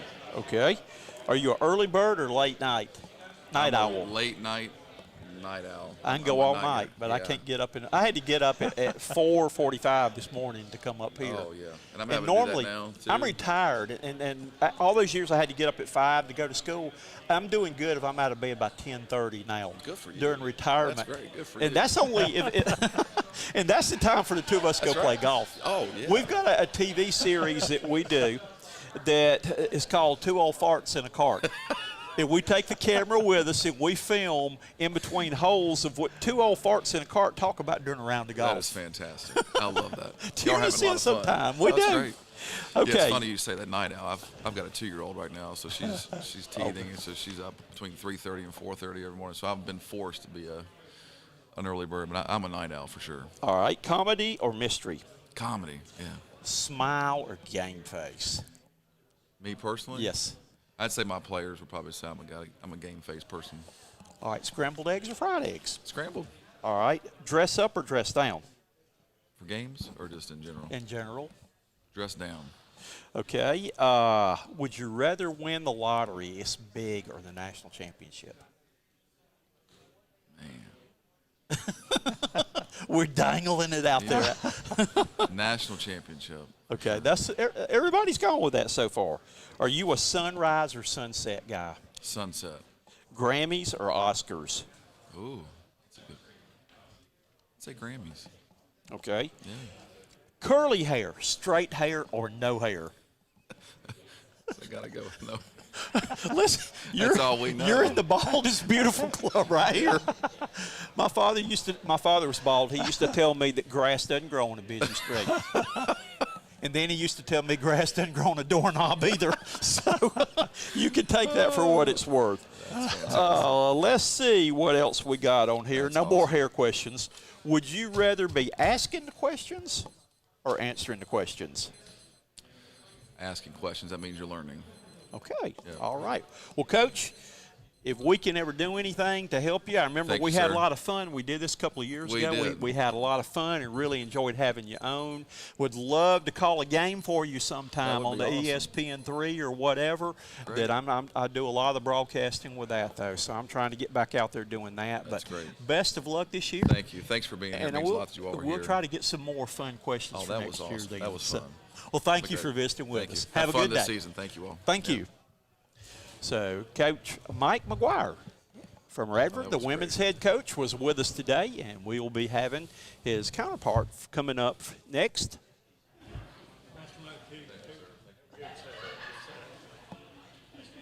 He's a hard act to follow. He's a member of the Balls Beautiful Club with the rest of us here. You don't qualify, so. I'll get there. Okay. Yeah, you're still a young whippersnapper. Maybe after this year, I'll be there.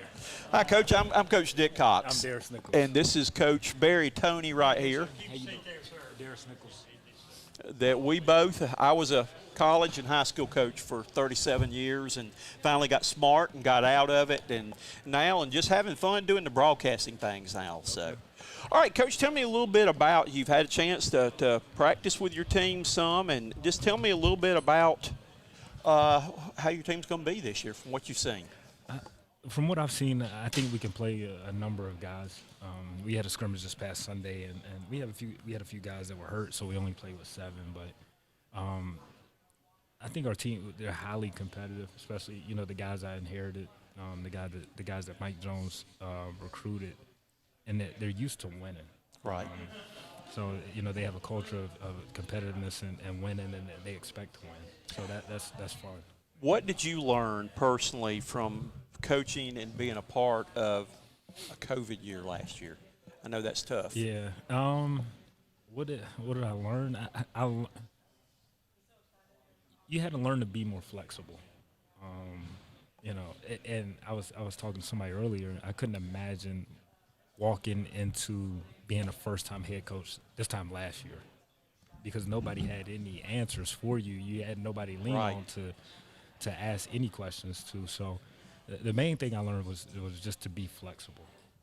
And it's kind of interesting, too, with the thing that I work a lot with covering the University of South Carolina and talking with Frank Martin, just talking about how lots of times that those kids where they had to shut down a couple of times, Right. where those kids just had to stay in their dorms Right. 24 hours a day because the university said if we catch anybody that's supposed to be quarantining out, then you're suspended for a semester. Right. So it's not like they could go down to the gym and shoot and work on their game or work on their conditioning, though. Yeah. So I imagine that was a tough situation. The good thing about us is I was at the University of Florida, so it was hot. So we we made we had an outdoor basketball court, so the guys that were contact trace could actually go out there and shoot by themselves outside. So Well, see, in Columbia, they couldn't even do that. They Okay. could not even Yeah. leave their room for anything. well, you know how Florida was last year. Yeah. So I mean, it was I anything remember goes. seeing those Yeah. full Yeah, beaches yeah, and yeah. everything down there, Yeah. though. So. All right, going to throw 2 words out to you right now. Again, I'm old school right now, though. Transfer portal. Yeah. I think it's killing the game of basketball. What is your take on transfer portal? I don't necessarily think it's killing the game of basketball. I'm gonna tell you what it's killing. It's killing the future of student athletes. Okay. Because when you think about it, so you transfer from a school, and all your credits don't transfer over at every institution. But it was helpful when you had that COVID year and you can get that back. So now when the COVID year goes away and you transfer and your credits don't transfer over, and then your eligibility's up or whatever, like you're going to have a generation of 5 to 7 years who played 4 years of college basketball but don't have their degree. Okay. All right, let's go into some things a little bit more about you now, too. What motivates you to want to be a coach today? There's a lot of things, again, with COVID, with transfer portals, and just the way the world is. What is it that motivates you to go out and coach every day? The impact you can make on student athletes. The impact, the people who've made the biggest impact on me throughout my life have been coaches. My dad's a high school coach, currently assistant coach. My brother is on my staff. My high school coach, he's still coaching in my high school, and those are the people that's made the biggest impact on me. So I feel like that's my calling. That's what I need to pass down. Okay.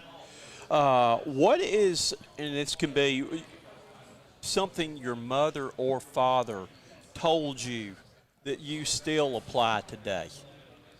I think my demeanor. I think when I was younger, I was I was more of a hothead. Ultra competitive. Me and my dad used to play 1-on-1 outside every day. I can never beat him.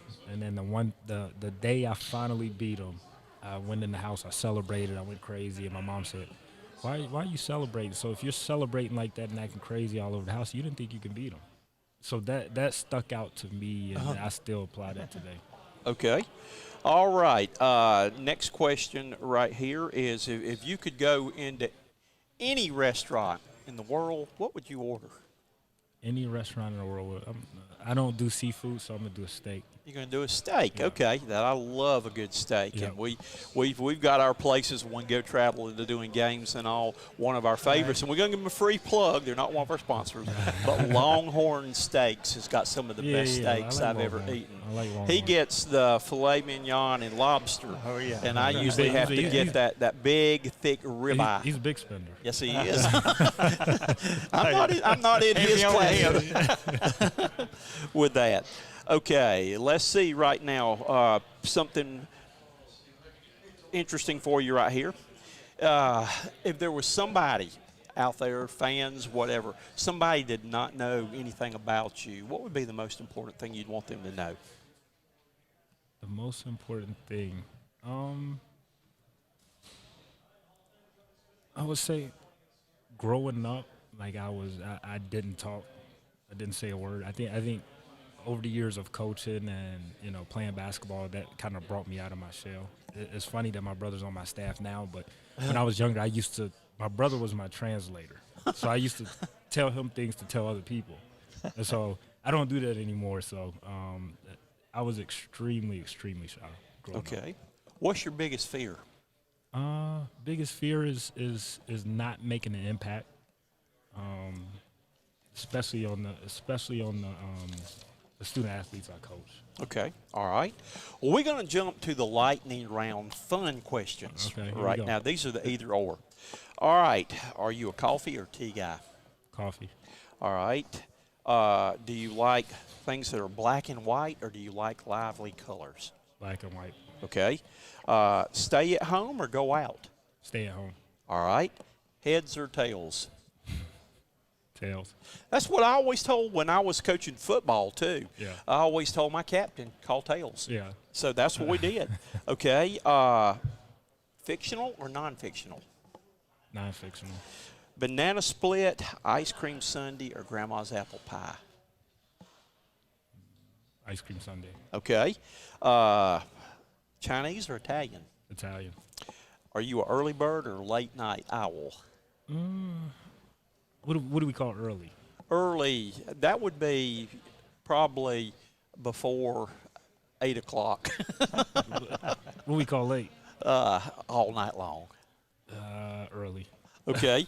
All righty. That I'm an all-night person. I can't. I stay up late, though. I do stay. I go to bed about 12. Well, now that I'm retired now after 37 years of teaching and coaching, the average time I get up every day is 10:30. Okay. So I got up all those times, days at 5 a.m. to have to go to school. Yeah. Now I'm paying back right now. Are you a hugs or kisses guy? Hugs. Okay. You like winter or summer better? Summer. You like cake or pie better? Cake. Comedy, when you go or watch or read something, comedy or mystery? Comedy. All right, let's see. Smiles or game face? I'll go smiles. I don't know what a game face is. Okay, that's kind of when you can give them that look and you kind of go around. You got that intensity look, that game face. The old Bob Knight look. Or the Pat Head Summit look where you don't even have to say anything. You just give them that eye. Give them the eye, like that. Okay, let's see right here. Are you a bacon or sausage guy? Bacon. Scrambled or fried eggs? Scrambled. All right. Are you a dress up or dress down guy? In other words, do you like to dress up or would you rather just be casual? Casual. All right. Dogs or cats? Dogs. Okay, yeah, I think that everybody goes that route right there. All right, would you rather, and it's big, would you rather win the lottery or the national championship? National championship. Okay, all righty. Hold on. What's the lottery? How much is the lottery? It's several million. National championship, because I think you win that, you get several million. That's right. Well, and plus it's only money too. Yeah. But that's that national championship ring and everything like that, though. Hey, so. Uncle Sam get his chunk out of it. Yes, he would. All right. You like sunsets or sunrise better? Sunsets. Grammys or Oscars? Grammys. Okay. Would you rather call or text? Text. Okay. Let's see what we got here, too. Roller coaster or Ferris wheel? Roller coaster. Let's see. Any other ones right here? Would you rather be asking the questions or answering the questions? Answering the questions. All righty. Well, Coach Nichols, you did a good job of answering the questions. If we can ever do anything to help you or anything promote that I work, we'll do the broadcasting and work with the Lindy Sports magazine too. Spartanburg. Right there, though. In I Spartanburg. used to work in Spartanburg. Really? Where'd you work? At Wofford. Did you? Okay. Well, I used to coach at USC Upstate. Okay. Coached there and played there. But Mike Young was a good friend of mine, still is, and there, though. But, again, if we can ever do anything to help you, though, and wish you the best of luck this season. And thank you for visiting with us today. Yeah. Coach Nichols from Radford, so we appreciate his visit today.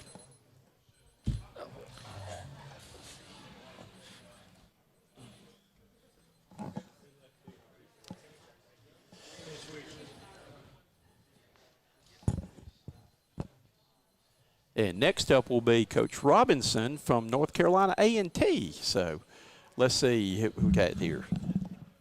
You must be Coach Robinson. I am Coach Cox. Hey, Coach. And this is Coach Tony right here. Hey, Coach. Hey, this, So you are among friends. If you need, we got stuff here for hand things, hand sanitizer, anything you need right here. We'll give you a set of headphones. We got your mic for you. But let's see. We're going to change your colors. You're blue, right? Yep. There's your blue right there. Nice. You want to be blue or you want to be gold? You know what? I like gold. All righty. I like Vegas collecting gold. Hey, all right, we went to gold for you there. All righty. All right, you're one of the new kids on the block. Yes, sir. Coming into a new conference here.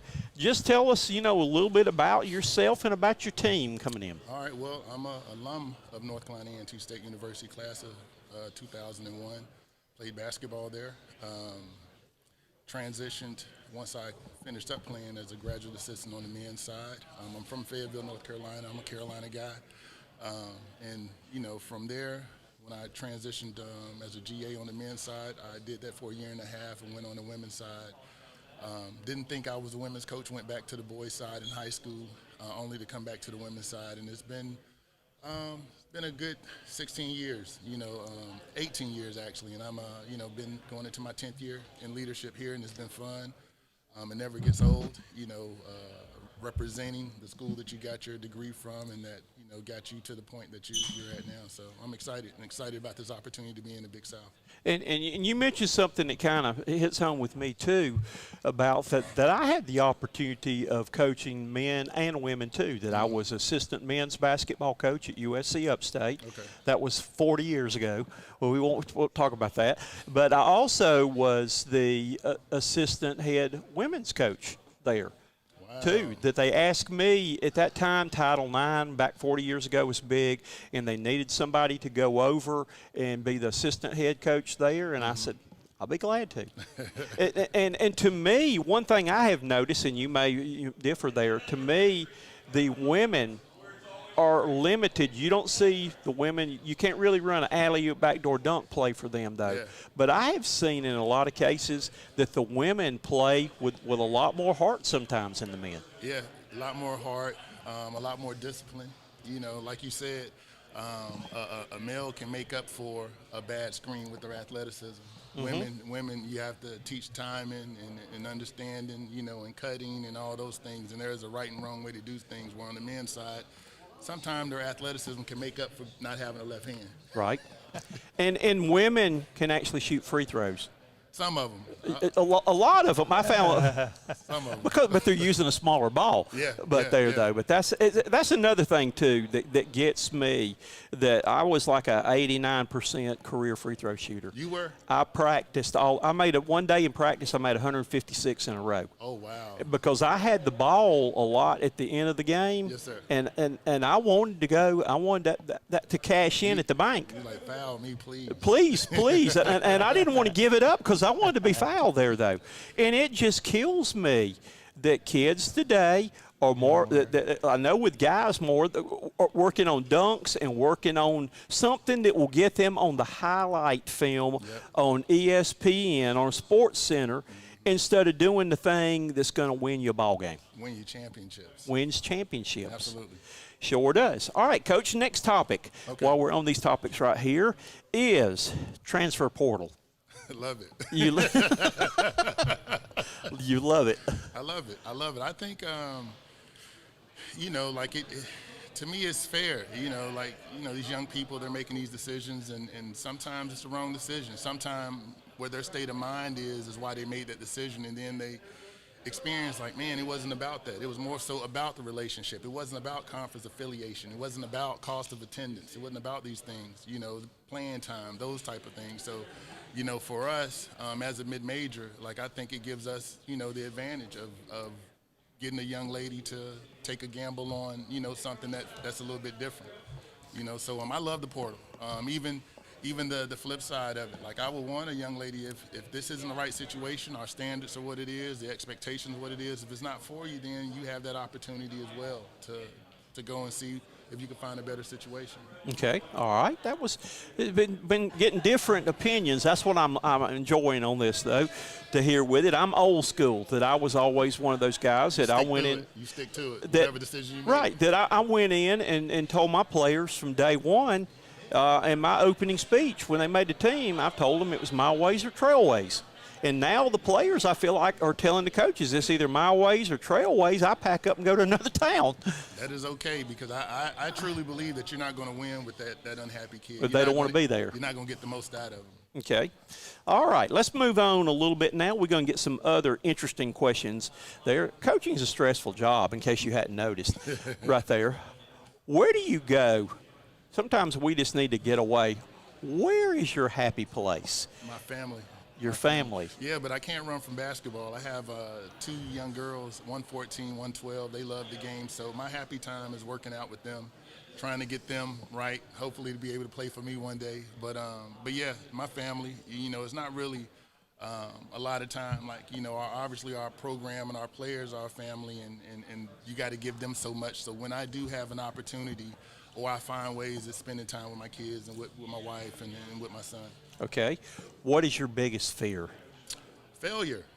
Okay. Letting them down. All right. Gotcha. Letting them down. I don't, initially when I was on the men's side, I was making $12,000. And the opportunity to go to the women's side was literally because I could triple it. Yeah, that's why I made that back when I did that too. I got a big raise from going from men because of Title IX. Yeah, but that was a no-brainer for me. Yeah, so I so from there, the opportunities kept coming on the women's side, and I was an associate head coach at VCU. After I left A&T to be the third, I was an associate head at VCU 2 years later, and it just made sense to stick with it, and now to be a head coach and going into year 10, it was all worth it. But yeah. What's it like preparing to go into a new conference this year? The unknown. Or do you know a lot about the teams and all? Absolutely. I know all these coaches. We're right around the corner from one another. So, we watch a lot of film, and when people have success, I like to see why are they successful. So I watch and study. Mike McGuire, a guy that I'm a fan of, and he was at Richmond when I was assistant at VCU. So obviously, I follow him. Chelsea, she was at Gulf Coast. We played him a couple of times. So her being right up the road, but yeah, no, I like to study the game, and I like to find out why people are winning and steal some things if I can. Okay. They make a movie of your life. Who do you want them to get to play you? Oh, man. Me. You. so I can Cash get the that money out the Yeah, absolutely, absolutely. Please let me play me. Yes, sir. What's something that your mother may have told you as a little boy that you still apply? You know what my mom used to get on me about is details. You know, when she told me to clean up, and I'd always leave a spot, I'd always leave something dirty, and she'd make me do it until I got it done. And that was in anything. If it's raking the yard, if it's cleaning my room, you know, she always, you know, you missed this spot, you missed that spot.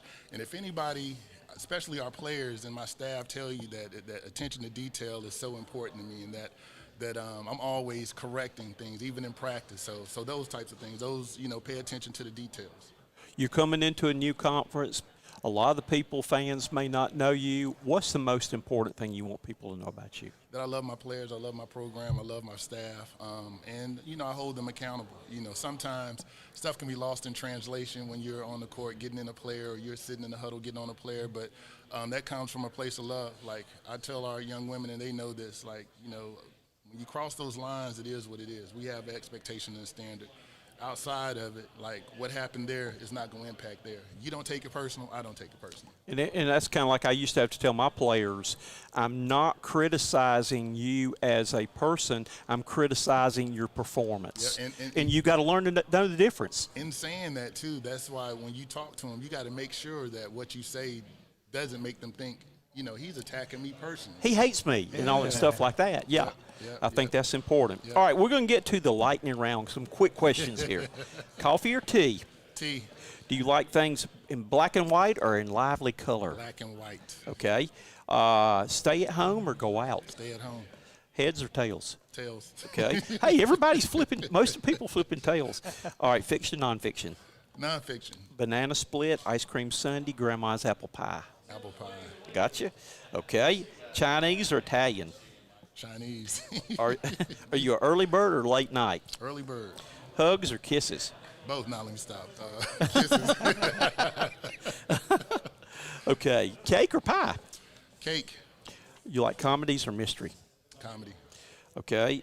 Do you like to smile or do you like to put your game face on? I like to smile. Okay, and I've noticed that. You're a very happy, positive guy, and I've enjoyed talking with you. Appreciate it. All right, sausage or bacon? Bacon. Scrambled eggs or fried eggs? Scrambled. Okay. Are you a dress-up or dress-down guy? What do you think? Dress down. Cats or dogs? Dogs. Okay. Would you rather win the lottery, and it's a big one, or would you rather win the national championship? I'm dangling to that in front, tempting you with it. National championship. You know, and everybody's gone with that. I like that. I probably would end up doing that too. Absolutely. Because your money, you can't take it with you. Absolutely. Okay. Sunrises or sunsets? Sunsets. Grammys or Oscars? Grammys. I was going to say, you look like a singer. So you would probably fit in that category right there. Would you rather call or text? Call. Okay. Roller coaster or Ferris wheel? Neither. Roller coaster. Roller coaster. Okay. And last but not least, would you rather be asking the questions or answering the questions? Answering them. Okay. All righty. Well, this has been Coach Robinson, the the head coach, head women's coach. You got me thinking about being when you were that. But he is the head women's coach Absolutely. at North Carolina A&T, and new member in the conference, though. And, again, if we can ever do anything, that I also work with Lindy's Sports Magazine, too. But I've ever do anything to help you in your program, Coach Tony, too, we'll be more than happy, though. But nice to have met you. This has been fun. And I hope you have a good season and have a good day today. Thank you. I appreciate you, too. Thank you. Thanks, Coach. Thank you. Thank you. Thank you.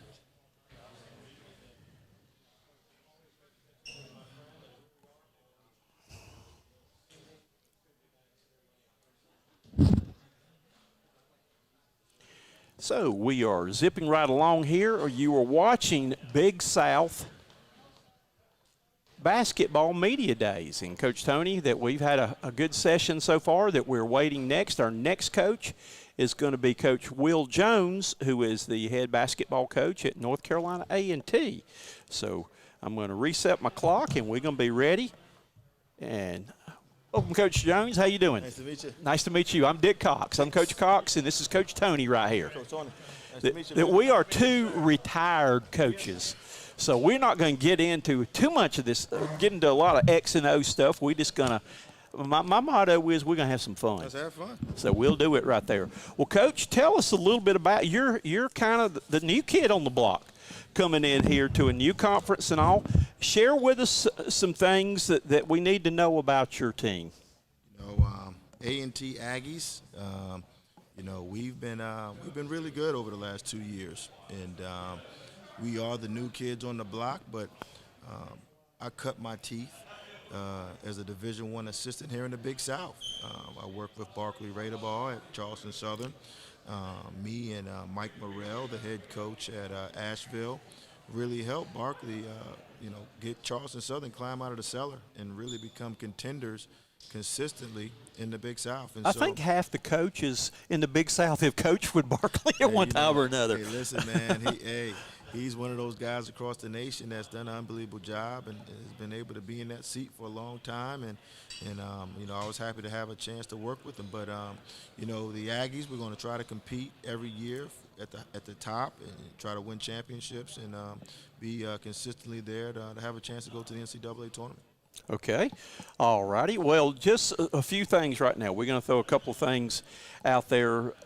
As far as the conference, what's it like coming in to a conference and being a new team, playing different people and all, and making that jump? What are you anticipating? The biggest thing I think in basketball, with the Big South being in such a close proximity to the MEAC, is we played a lot of the Big South teams in non-conference play. And so now it's just that playing them twice or playing them once, depending on what side of the division is. But it's going to be a good deal to compete in this league with unbelievable traditions and great coaches, and every night out is going to be a dogfight.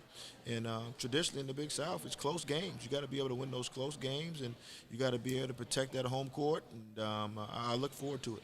I forgot to ask you, Coach Robertson wanted the gold ball. Do you want the blue ball or the gold ball? I want the blue ball. All right, I'm going to change it to you. Just like my tie. There you go. We're going blue. He said he liked gold like in money. Yeah. So we had to get him squared away with that one right there. All right, I'm asking all the coaches this question right here to get the different opinions. When I say the words transfer portal, what are your thoughts on that? As a retired older coach, I worry that this can really hurt the game of basketball. What is your thoughts? I think the transfer has been there the whole time. In terms of the transfer portal, I think until they finally made this ruling, I think it was a little bit out of control. I think in the numbers and then the COVID impact of that, having the seniors that got another year and, the waivers, guys wanting to play right away. But now I think athletes, the ball's in their court now. If you want to transfer, I didn't play that much as a freshman. I want to leave. Now you go to another school. Now you're still not playing as much as you want to, but you're stuck now. And so now they have to make a decision. I'm big for the athletes having an opportunity to control their destiny. I coached in junior college for a long time, and so I'm used to the transfer. I'm used to having to mesh new guys every year. Some coaches have never had to deal with that. They like to get their teams. They like to have 4-year guys. They like to have that continuity. And so now you got to be able to adjust. That's the only thing it's going to make all the coaches better. But I think the transfer portal is something that we have to get used to as coaches. Okay. All right, Coach. Again, in dealing with COVID, dealing with the transfer portals, there's so many things out there the coaches are having to deal with. And I don't know if I could do it, go back and coach now with that, though. But what motivates you to want to coach now? Coaching is much more than the X's and O's in the games. The games are only 10% of what we do. Our program is built about helping these individuals achieve their goals. These student athletes, whether that's on the basketball floor, if they want to be a professional, I'm trying to help them be a professional. Academically, if they want to own a business, I'm trying to push them and teach them those life lessons that's going to help them be successful in that realm. It's about development. development. You know, we're big on development with our program, skill development, team development, academic development. And for me, that's what it's become. You know, the best moment for me is seeing that kid that we recruit, that we go into a tough situation and bring that kid out, and they're crossing that stage and you know, in 4 years and with that degree. That's more important than winning the NCAA tournament game, because now that kid, you know, has a chance to be successful in life. With all of the stress, the COVID, everything like that, sometimes coaches just need a little time for themselves. You need to go to your happy place. What is your happy place? Is it an actual place in your mind or a place you go to? But everybody has a happy place. Coach, I'm going to tell you what my happy place is. It's right. on that barbecue grill on my back porch. I'm smoking me some ribs and some chicken, and I'm cooking some brisket, all right? And I'm talking about high-level stuff. If I wasn't a coach, man, I'd open me up a barbecue restaurant, and all you guys, I'm going to take everybody's money, because you guys are going to be biting your fingers off. But, yeah, man, I like to cook. You know, I like to get on that grill and cook some barbecue and just get out there and relax a little bit. You're a man after my own heart. I love to do that, too. And, by the way, I need to get your address on what time. And tell us what time supper is tonight there. Definitely. Yeah, man, I cook some ribs up. I tell you, you don't need sauce, man. You don't need any sauce when you eat my ribs. I love ribs. Fall off the bone, man. So, oh, God. You are making me so hungry. Listen, right now. Man, we need to find out where the best spot in Charlotte is. Okay, that sounds like a deal there. All right, what's something on your bucket list that you still want to do? You know, I want to fly a jet. Now, I don't know if I'm going to get a chance to do that. I tell my players, if I wasn't a coach, I was going to be a Navy SEAL. You know what I mean? I was going to be a Navy SEAL. I mean, I love those guys, what they stand for. Yes. And you think about those missions that they have to go on, and I use a lot of terminology with my team that are military, terminology, because those guys really they have to get gritty. They have to have teamwork, because what they're doing is real life. And so, yeah, man, to get up and fly one of those jets, man, and go fast, I think that's on my bucket list. What is your mantra or your life philosophy? Believe. I'm from a small hometown, and right outside of Charleston, South Carolina, and my grandmother, who passed away when she was 95, she knew nothing about coaching, nothing about basketball. She, before she passed, she said, you're going to be a coach. You're going to be that coach. And, man, to be a head coach at the Division I level, it's harder. You're going to win the lottery before you become a head coach at the Division I level. And so I've always been about believing. Believe in what you're doing. Don't let anybody sway you to believe you can't do something. Believe and put that work in, and that's something I've always believed in, and I even, that's something that our team talks about too. Being a new team in the conference, there'll be a lot of people that won't know you, and we're talking with Coach Will Jones right now, though. What is the most important thing you would want people to know about you? I'm a relationship person. I'm a relationship person. I'm a good person to be around. I'm one of the persons that's going to make the room atmosphere lighter. And if you ever come watch me coach, you're going to probably want to play on my team, because I instill confidence in my guys. Other teams look at us and feel like we play free. And so I think people would know that I'm a relationship and personable person, and, I believe in trying to help anybody if I could. Okay. Well, Coach, we're going to get to the fun part now. This is the lightning round questions, the either or. So how much money do I win? Depends on how many. Okay. How many we get to here. I have to have a swap there between either win money or barbecue. Or those ribs. Okay, yeah. We're playing for ribs. Yeah. Okay. All right. Coffee or tea? Coffee. Would you rather have things black and white or color? Black and white. All right. Are you stay at home or go out? Go out. Okay, you're the first one that wants to go out. Mm-hmm. All the rest of the coaches want to be deadbeats to stay home. Go out, man. Okay, all right. Heads or tails? Heads. Okay. Fiction or nonfiction? Nonfiction. Banana split, ice cream sundae, or grandma's apple pie? Banana split. Banana split. He wasn't changing. He's going with it. Coke or Pepsi? Coke. Chinese or Italian? Chinese. Early bird or late night? Late night. Okay. Hugs or kisses? Kisses. Or all the above? All the above. Winter or summer? Winter. Okay. Cake or pie? Cake. Comedy or mystery? Comedy. Okay. Small town or big town guy? Small town. Okay. Smiles or game face?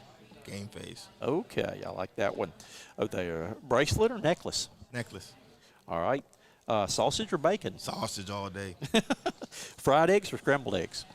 Over easy. Over easy, okay. Or poached, or you gonna throw me a curve there? Are you a dress up or dress down guy? I'm a dress up guy. All right, I like that. GQ, that's me too. All right, cats or dogs? Dogs. All right, no, poor old cats. Nobody picks them. Nobody's gonna pick a cat. All right, this is gonna be. I'm gonna dangle it in front of you. Win the lottery, which is big, or the national championship. Hey man, I'm gonna win the lottery. You are the first to win the lottery. I'm gonna win the lottery. I hear you. All right, do you like sunrises or sunsets? Sunsets. All right, Grammys or Oscars? Grammys.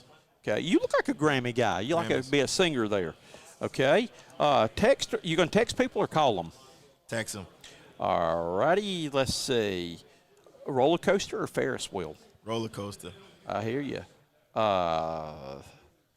You see that one. I'm going to move on to the last question. Is would you rather be asking the questions or answering the questions? Answering the questions. All righty. Well, Coach Will Jones has been with us, and you've done a good job of answering them. Coach, if I can ever do anything to help you, or your program, or call a game on ESPN Plus or something like that, give me a call. That I'm trying to get back out doing those things again since COVID's letting up, though. But we look forward to seeing your team play. We got your blue ball for you here. And, again, hope you have a great season, and hope you have a great rest of the day. I appreciate it, Coach. And I promise you, at least I hope you've had fun here. That one thing we want you to do is go away knowing that you had fun today. Hey, listen, you guys have put some energy in my bones. I'm ready to interview for how many hours they got me right here for the rest of the day. Well, I am started at 9, and I'm going straight through till 2:30. So we got 25 interviews to do today. Let's get it, man. I appreciate it. Good luck to you. Thank you. So Coach Will Jones, the head basketball coach at North Carolina A&T, has been our guest. And next up will be our friends from High Point. Good luck to you.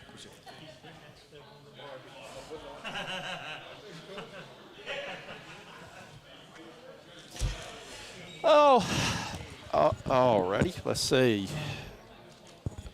Check 1, 2, 3. Check 1, 2, 3. Check 1, 2. Hit my. Let's see. What did I do here?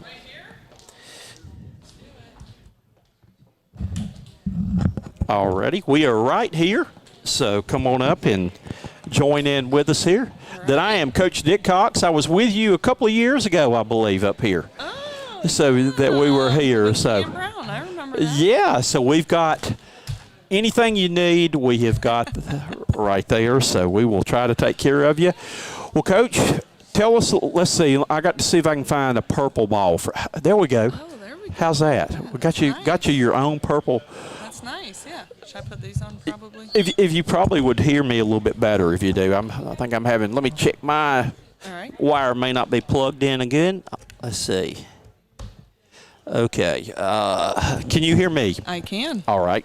Well, we're ready to go though. We got Chelsea Banbury, the head women's basketball coach at High Point, and I think that y'all have got a target on your back, don't you? We do, and all right. Well, have it any other way. Oh, let's talk about that target you got right now. Tell me a little bit about your team that you've got coming in this year.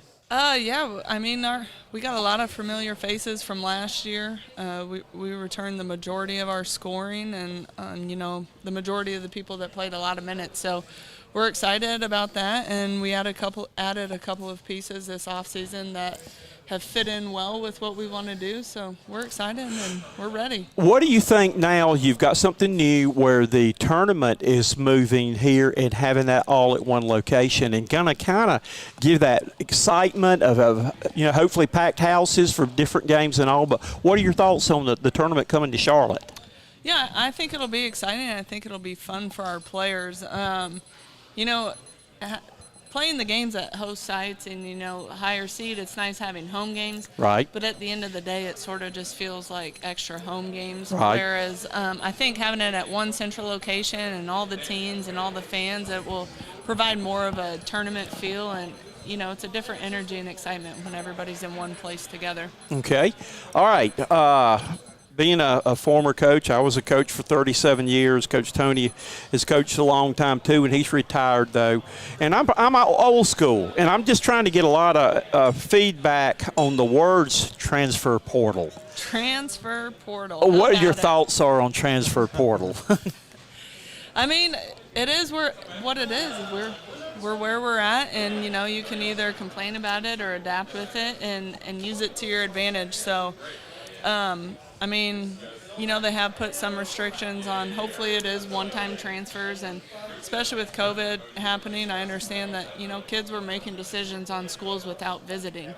And so that's putting players in a tough spot. So, you know, we're going to adapt, but at the same time, I guess you have to also re-recruit your players every day. What are you doing in your program that makes players want to stay and make them believe in you and continue to believe that your university is where they're supposed to be? How hard is that as a coach?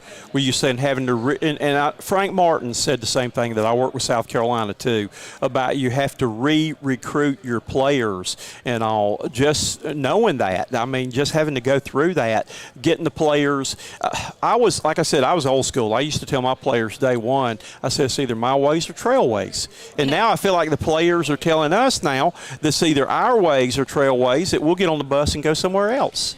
Yeah, you know, as a program, we try to do things the right way and base them on, you know, being good people, and that's how I approach coaching, and I respect our players and, you know, try to treat them right and make them better basketball players. And I feel like if you treat them as humans and care about them, you know, that means a lot, especially to girls. You know, that personal relationship means a lot to women. So, you know, we do that, and we make them know that we love them more than just a basketball player, and we hope this is the right fit for you, and, you know, we just treat them as people. What did you learn most from coaching during a COVID season? What did I learn most? Oh, man, some things are out of your control.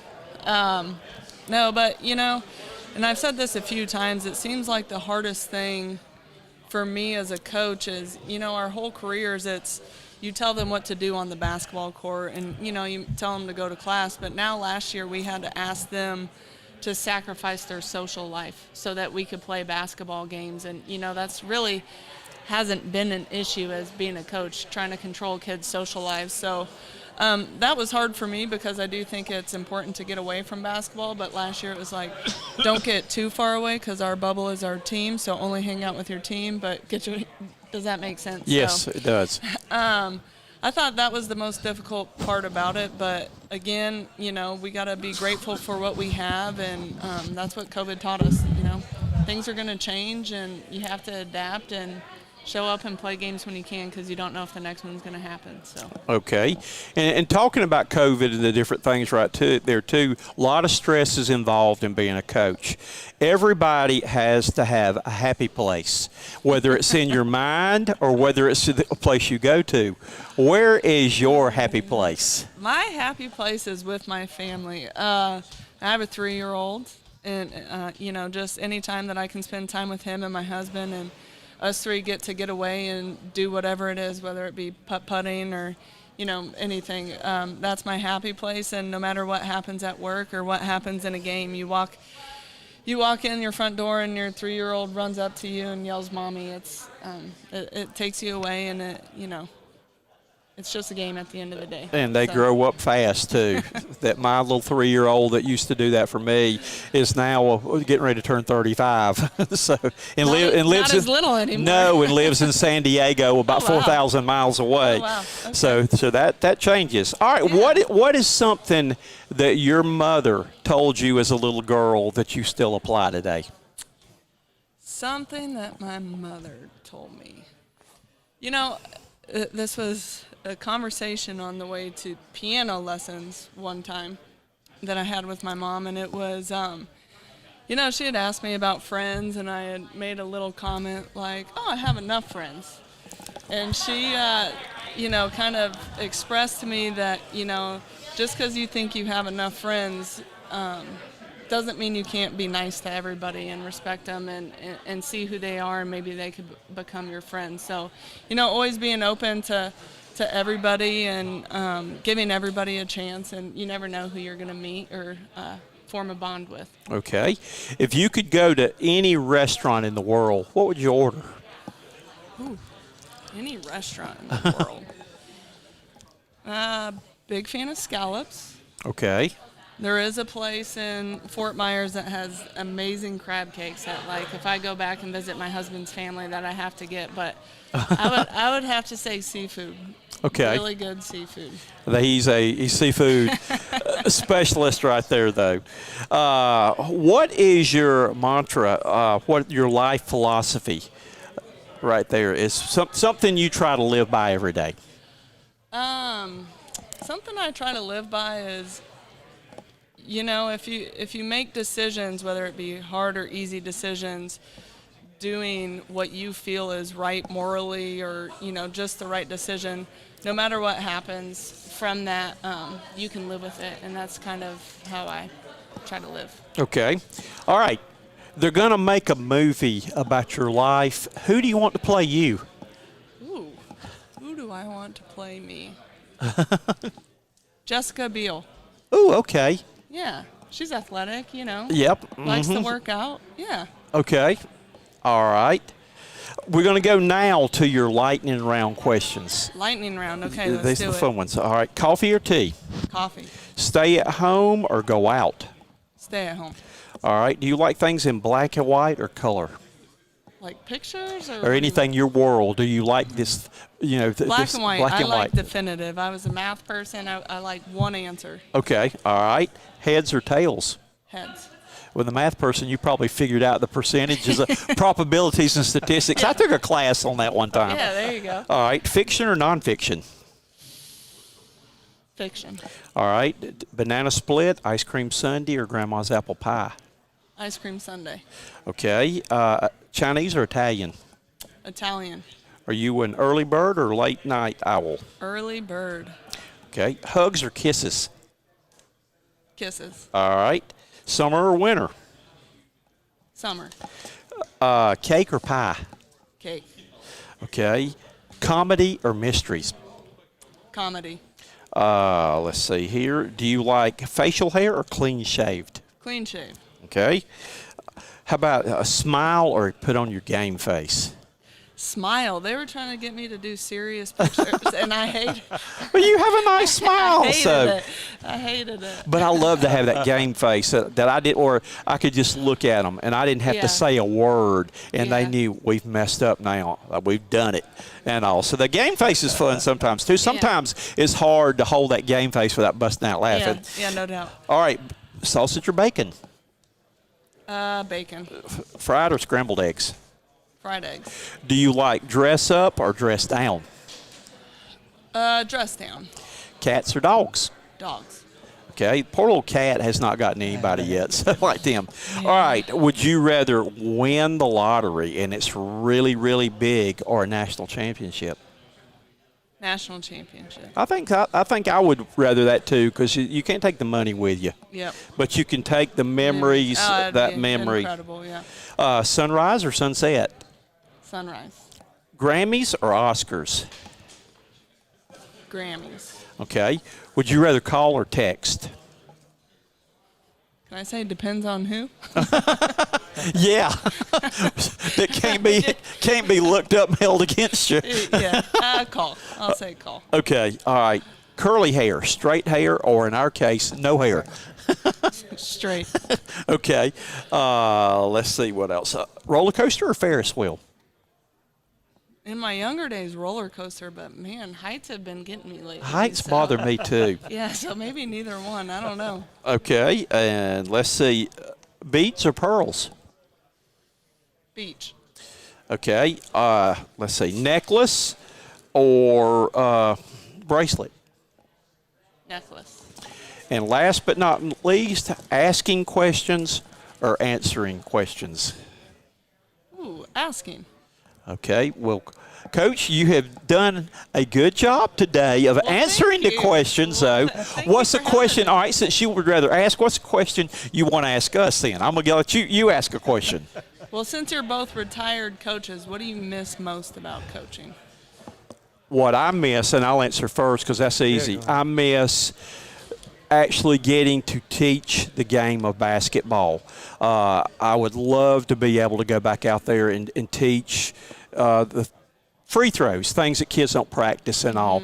And I miss the relationship with my players. Those are the two things I miss most. Hey, what I miss most, like Coach said, relationship with players, and I love the competitive nature of the game. Yeah, I could see that. Yeah, don't Where we you all? Get those, hey, that's right. That's why we do it. Even some of the losses, as long as it wasn't blowouts, the close losses, just the competitive spirit I have. And I'm still competitive too. My wife. Oh, I can see that. We actually get out. It's kind of funny being retired there. We've got a on a YouTube show that we do that's called Two Old Farts in a Cart. That we go out and play. We play golf once a week, the two of us. That sounds fun. And we take the camera in the golf cart with us, and in between holes, we film what two old farts in a cart talk about during a round of golf. And what is that? We talk about all kind of stuff. We talk about transfer portal. We'll talk about he's a huge fan, and he's paying me buy my supper to go see Foreigner in concert with him in a couple of weeks. And we just talk about all this crazy things, but we sit there and film the whole segment. And it's on YouTube, so if you ever go, two old farts in a cart right there.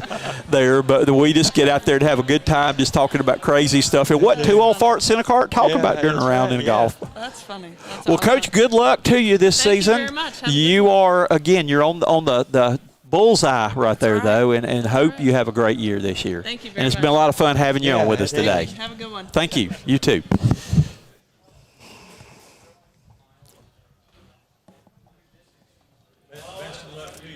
you very much.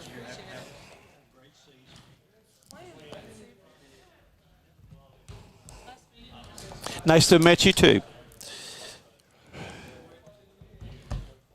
Check 1 2. Testing 1 2.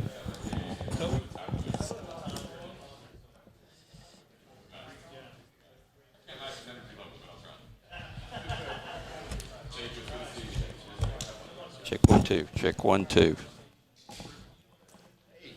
How are y'all doing? Pretty good. I think y'all are up right after Tubby, I believe. Coach Smith is coming, and then we look forward to hearing from the Gardner Webb crowd. Here we go. Go Bulldogs.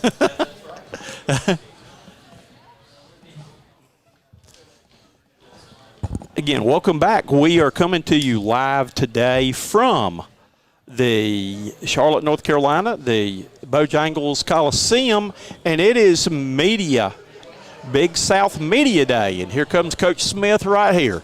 Here's the man with the plan right here. How you doing, Coach? Come on over and have a seat with us. Where you guys are from? Spartanburg, South Carolina. One of my favorite people in the world passed away. He was one of ours too. One of the best men I've ever known. That was one of my first questions for you, right there. That we'll put. There's a mic here. I was looking for it. Everybody else had a mic on it. You guys. See, I was trying to be COVID correct and gave you your own mic that 25 other people had not worn today, and I got hand sanitizer, and we got everything for you because we want you to be able to play basketball this season. I can't hear you up here. Yeah. All right, let's see. Can you hear me now? No. Let's see. No. Yeah, come on. I can't hear you. Let's see. Let me turn you. You don't want to be heard, do you? Oh, I'll talk loud then. No. So that's still not coming through. It's not coming through. Let me re-pull Oh, it. there you go. Oh, I'm going to do it again. That get you? Check. How's that? That's it. That's okay. it. All righty. All righty. We had to make an adjustment a minute ago, though. So we have Tubby Smith as our guest from High Point right now, and you mentioned that we lost a true friend, Eddie Payne. I actually coached against Luke when I was a high school coach in Spartanburg. That Luke played Spartanburg High School. It was one of the rivals of us. Eddie recruited my players, Jay Free that played for me, and another kid that came up your way that looked there about playing football, Brooks Foster, who was wanting, I think, checked about wanting to walk on to basketball and play football there, and I wanted him to go there, and he went to North Carolina instead. but on top of that, though, he's a pretty good player. Yes, he went in the NFL for a couple of years. That's right. But, you know, we did lose a special person. There was not a better man that I knew than Eddie Payne. And Ann Payne and Luke. And my heart goes out to them and their family. But and, you know, Eddie was from right here in Charlotte, too. Yes. And so that's so it's good to just reminisce and think about them. But it's good to be with you guys. Oh, you are one of my favorite coaches right here. And I'm going to tell you what, it relates to Eddie Payne. One of my bucket lists that came true was when Eddie was coaching at Upstate and you were at Kentucky, you had Eddie in Upstate come up for exhibition game. Okay. And so that I was the voice of USC Upstate then. Wow. And you talk about that, something I will never forget, getting to broadcast the game in Rupp Arena. And there after the game, doing post-game show, I'm sitting here interviewing one of my former players, Jay Free, who was playing for Upstate. And then sitting where you are right now next to me was you and Joe B. Hall doing the post-game show. That was a bucket list thing for me. Well, that was special. It was an honor to, number one, play against Eddie Payne. And he was, I still use a checklist of things to prepare for games that Eddie Payne did when we were together at the University of South Carolina under George Felton. And I use that checklist, and it reminds me of him. Even the paper is faded yellow, and I still use the same one. It still has University of South Carolina practice sheet about, Eddie was a big flex guy, and his attention to detail was remarkable, and just a tremendous competitor. And so you're right. I'm glad that you bring up some things that a lot of people have come through Rupp Arena, and that was special for me because I was a fan of yours. I've always been a fan of yours when you were at Georgia. Being a coach, you were a high school coach. You can appreciate any the history and tradition that Kentucky had, and to be the head coach there, to be the first African American, first black there, and so C.M. Newton had the foresight and the courage to hire me, and he knew me. I really didn't know C.M. Newton. How about this story? But we upset his great Vanderbilt team years ago in the Sugar Bowl tournament when Eddie Payne and George Felton, we were there, and after the game, C.M. Newton complimented our defense, the Gamecocks defense, and Eddie Payne said, "You need to talk to Tubby Smith. He's our," because Eddie was like our offensive coordinator and I was the defensive coordinator. Yep. And George was a recruiter. And George was a recruiter. Right. And so C.M. Newton, when Rick Pitino gets a job, they're looking for a coach from the South, African-American black coach, and I'm at South Carolina. We had just turned that program because we were on probation at South Carolina when we went there, and we got things straight. And the same situation was happening at Kentucky. So and people didn't even realize I had been at Kentucky for 2 years prior to coming back there because we never played on TV and we couldn't play in the SEC tournament.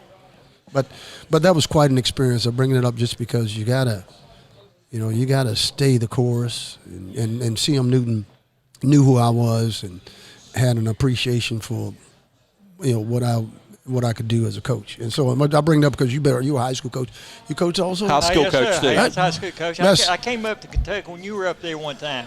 To one of your coaching clinics up there. Up there. Yeah, I sure do. That's the best. They enjoyed it, too. I coached for 7 years in high school, so you guys are dear to my heart in Taterade. My first high school coach just passed away 2 years ago, and I was in the ninth grade, and he talked my dad into coming out for the team, let me come out for the team, and so I'm honored to be on this show with you. Well, I actually coached college for USC Upstate for 3 years there too. Okay. The year I coached James Holland. Wow. Matter of fact, this year, the year was he any good? Nah. He was a coach on the floor. Coach on the floor though. Yep. What years was that? Well, we're actually, James and I were reminiscing there that this will be the 40th anniversary this year of USC Upstate winning the national championship. Wow, he was on that team? He was on that team. He was. Wow. And that was the year I left. So I left a year too soon and to get the national championship ring. So that but was I coached like him 80, 3 years. What was that, 81, 82. Mm-hmm. Wow. Who coached that? Jerry Waters. Jerry Waters. His son was manager at South Georgia. Carolina. Georgia. Yeah, Georgia. Uh-huh.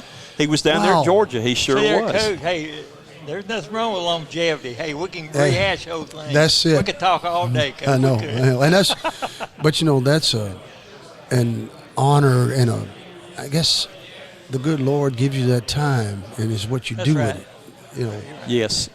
And so we've lasted. My dad would say longevity is the key to success.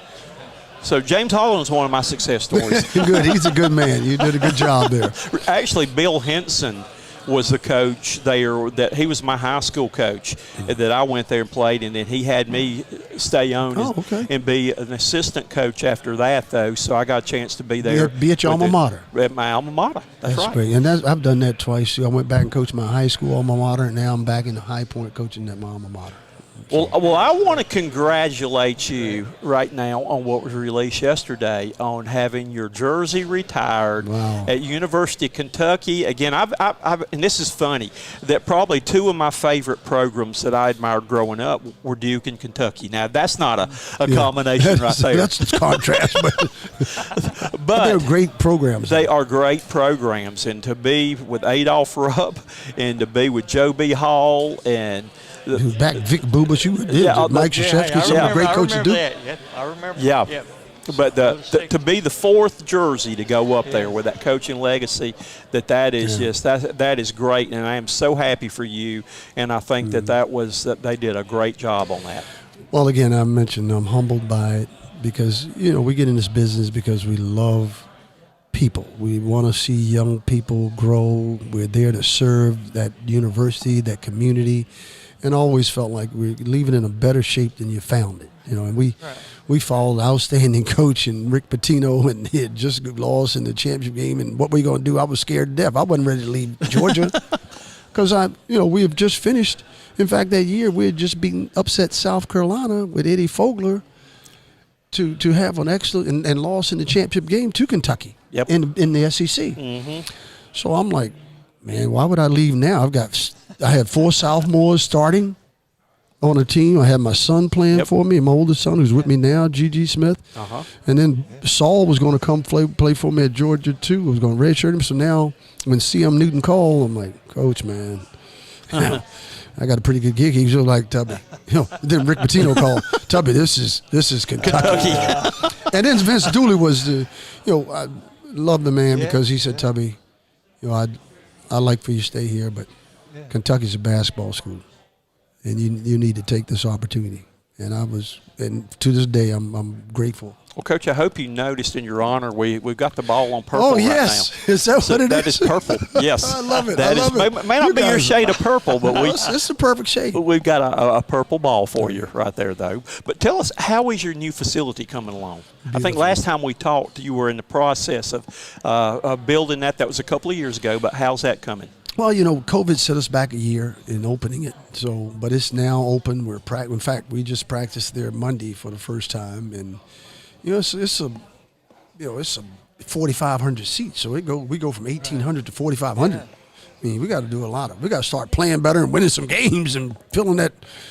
I remember old coach at VCU used to be at Virginia Tech. He used to say, you got to put some fannies in those stands. They don't care about nothing. They want some fannies, and so we've got to find a way to. Chelsea Banbury has done a fantastic job winning the Big South Championship, regular season and tournament.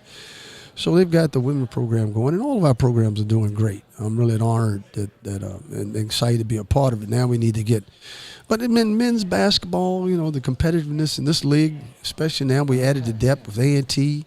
It's going to be, and they're right down the road. So now add another rivalry, and we've had success in this league over the years. Scott Cherry did an outstanding job. But in this business, you're only good as your last win. Or your last few wins, and so we've got to. We appreciate this opportunity that Dr. Quabain, and this Mariana Nito Quabain Center is multi-purpose multi-purpose center that has a hotel attached to it, a convention like center. Yeah. Well, yeah. Yeah, they had the That's right. Had because I stayed in Hyatt. it. Yeah. Yep. And so, but and then it's a convention center. Same thing at Rupp Arena. So it's not many schools that you'll just be awed by what you see. It's a beautiful place.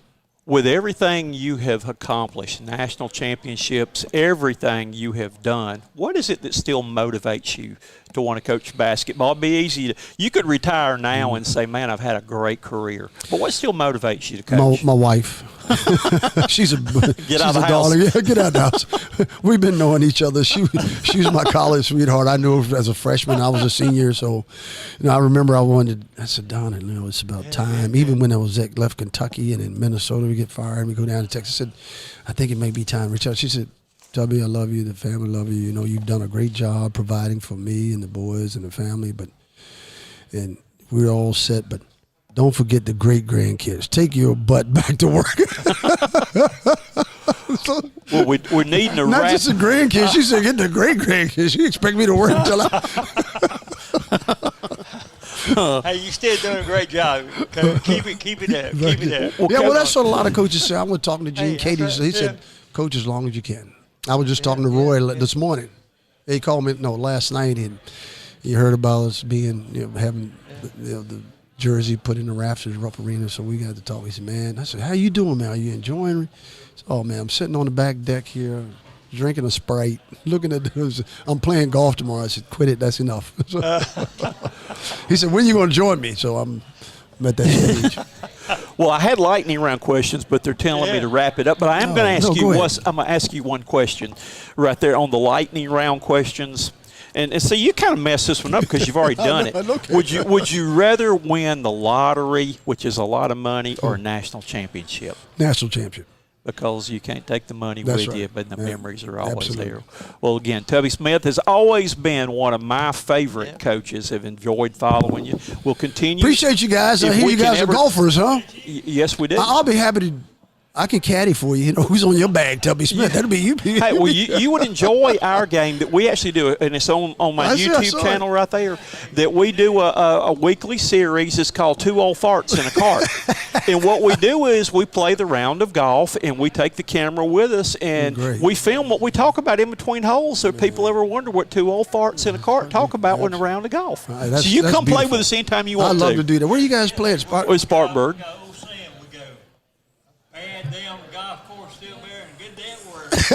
Tell me about it. Hey, man, it's been great, fellas. Good luck to you this Appreciate season, and again, congratulations You guys on keep retirement. doing what you're doing, okay? Thank We you. appreciate you. Thank you. Tubby Smith has been our guest today, and we wish him good luck with his thing, and look forward to seeing that jersey hanging in Rupp Arena, too. Appreciate it. Best wishes there, Coach. Yeah, thank you. I wish I had more time to talk. Yeah, we got it. I'm going to come down here.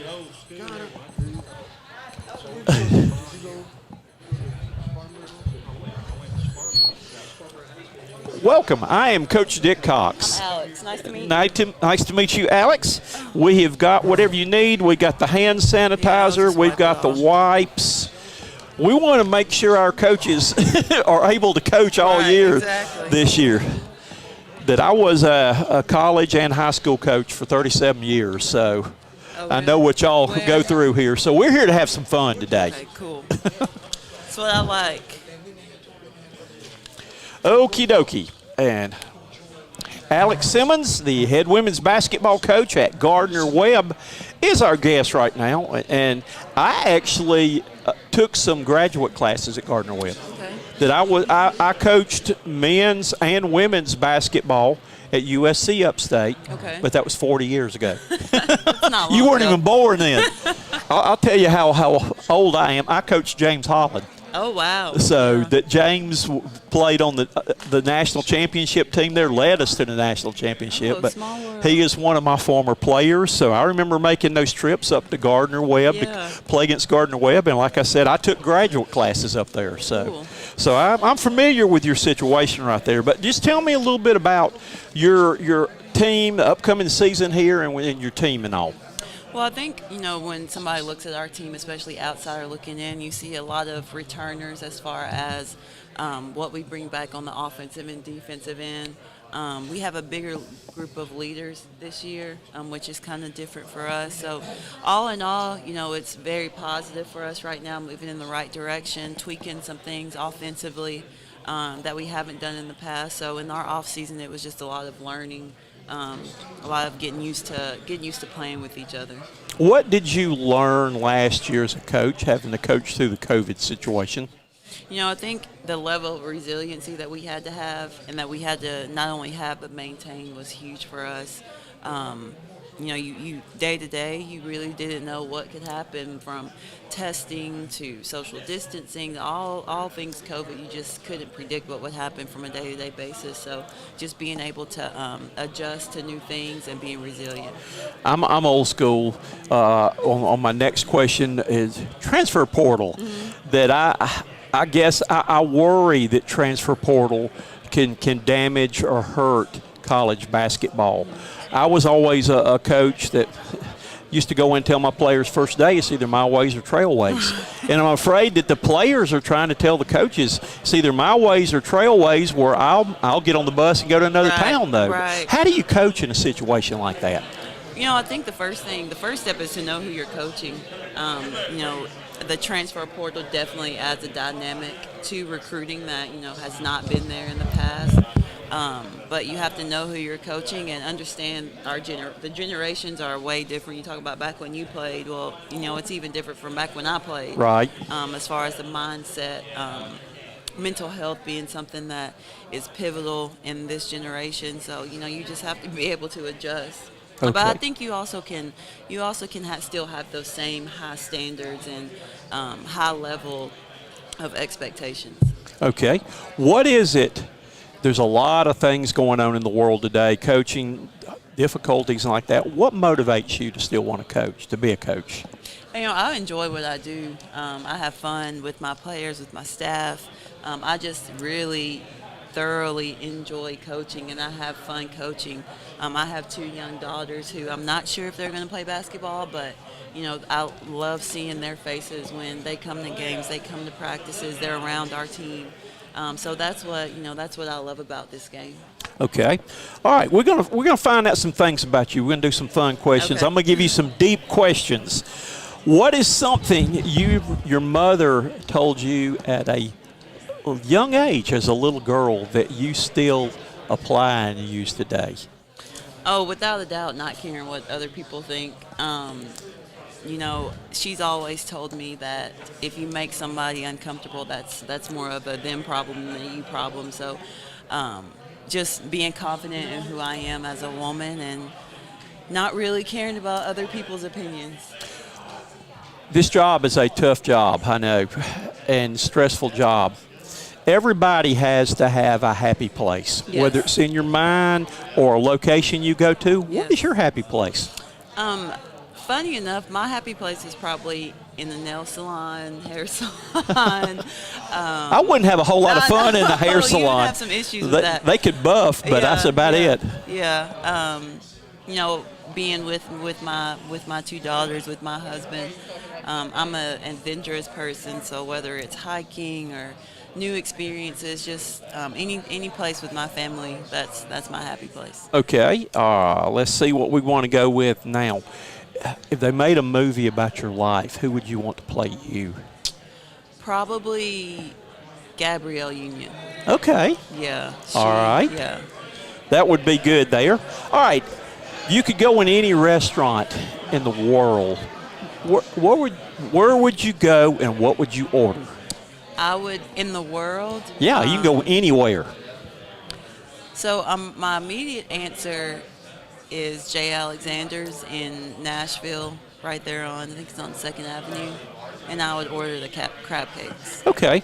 All right. Who has had the biggest influence on your life and your career?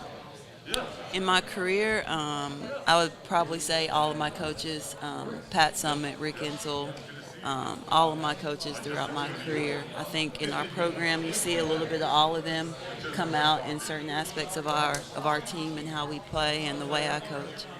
All righty. You mentioned those people there too.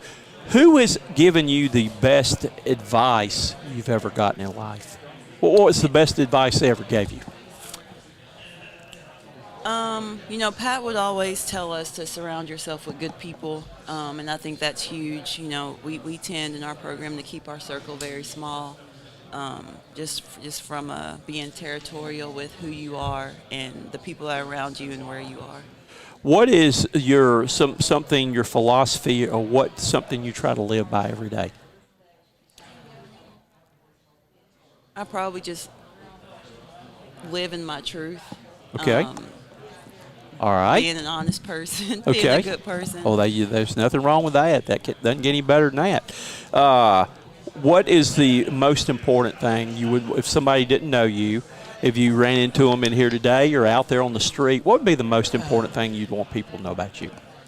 Well, going back to your last question, I think just knowing and understanding that I'm a good person, I'm a good wife, and I'm a good mom.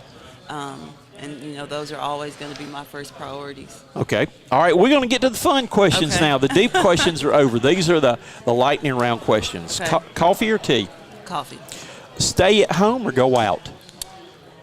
Go out. Okay, you're only the second person that said that. Everybody else wants to stay home. Heads or tails?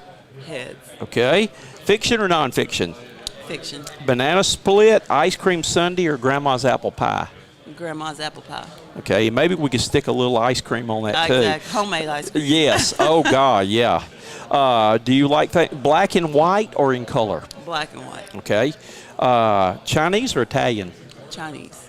Early bird or night owl? Early bird. Okay. Hugs or kisses? Hugs. So, all right, so you're a huggy person then. Okay. Winter or summer? Winter. Cake or pie? Cake. You like comedies or mystery? Mystery. Okay. Do you like to smile or do you like to put on your game face? Game face. Poker face. There you go. I like that. I like that. Sometimes I put that face on and it's all I can do to keep from busting out laughing. That's something, I don't know how long I can hold it. Okay. Bacon or sausage? Bacon. Scrambled eggs or fried eggs? Scrambled. All right. Do you like to dress up or dress down? Dress up. Okay. Cats or dogs? Dogs. Okay. Poor old cat. Nobody's voted for cat. Okay, now this is a deep one that we got to get you on. Okay. Would you rather win the lottery, and it's a bunch of money, I'm talking millions, or win a national championship? A national championship. And I can get the money somehow, some other way. We've only had one person that took the money and ran. I believe that was a coach, the women's coach at A&T. You're going to have to give him a hard time about that. Okay. Would you rather wash dishes or do laundry? Laundry. Okay. All right. Sunrises or sunsets? Sunrise. Grammys or Oscars? Grammys. Calls or texts? I'll say text messages. Okay. Roller coaster or Ferris wheel? Roller coasters. Beads or pearls? Pearls. Okay. Picnic or nice restaurant? Nice restaurant. Okay. And then last but not least, would you rather be asking the questions or answering the questions? Answering the questions. Okay. Well, you've done a great job answering the questions today, and I'm going to give you my card. Okay. If we can ever do anything for you or need anybody to broadcast any of the ESPN Plus games or anything, that I'm trying to get back out. I'm back from Spartanburg now that COVID's lifted, but anything we can do to promote your program, I work with Lindy Sports Magazine too. Okay. So if I can do anything to help you, you got my number there. Thank you. Thank you, Alex, excuse me. Alex Simmons has been our guest. Thank you, and good luck this season. Thank you. Have a good day. You too. Bye. Bye-bye.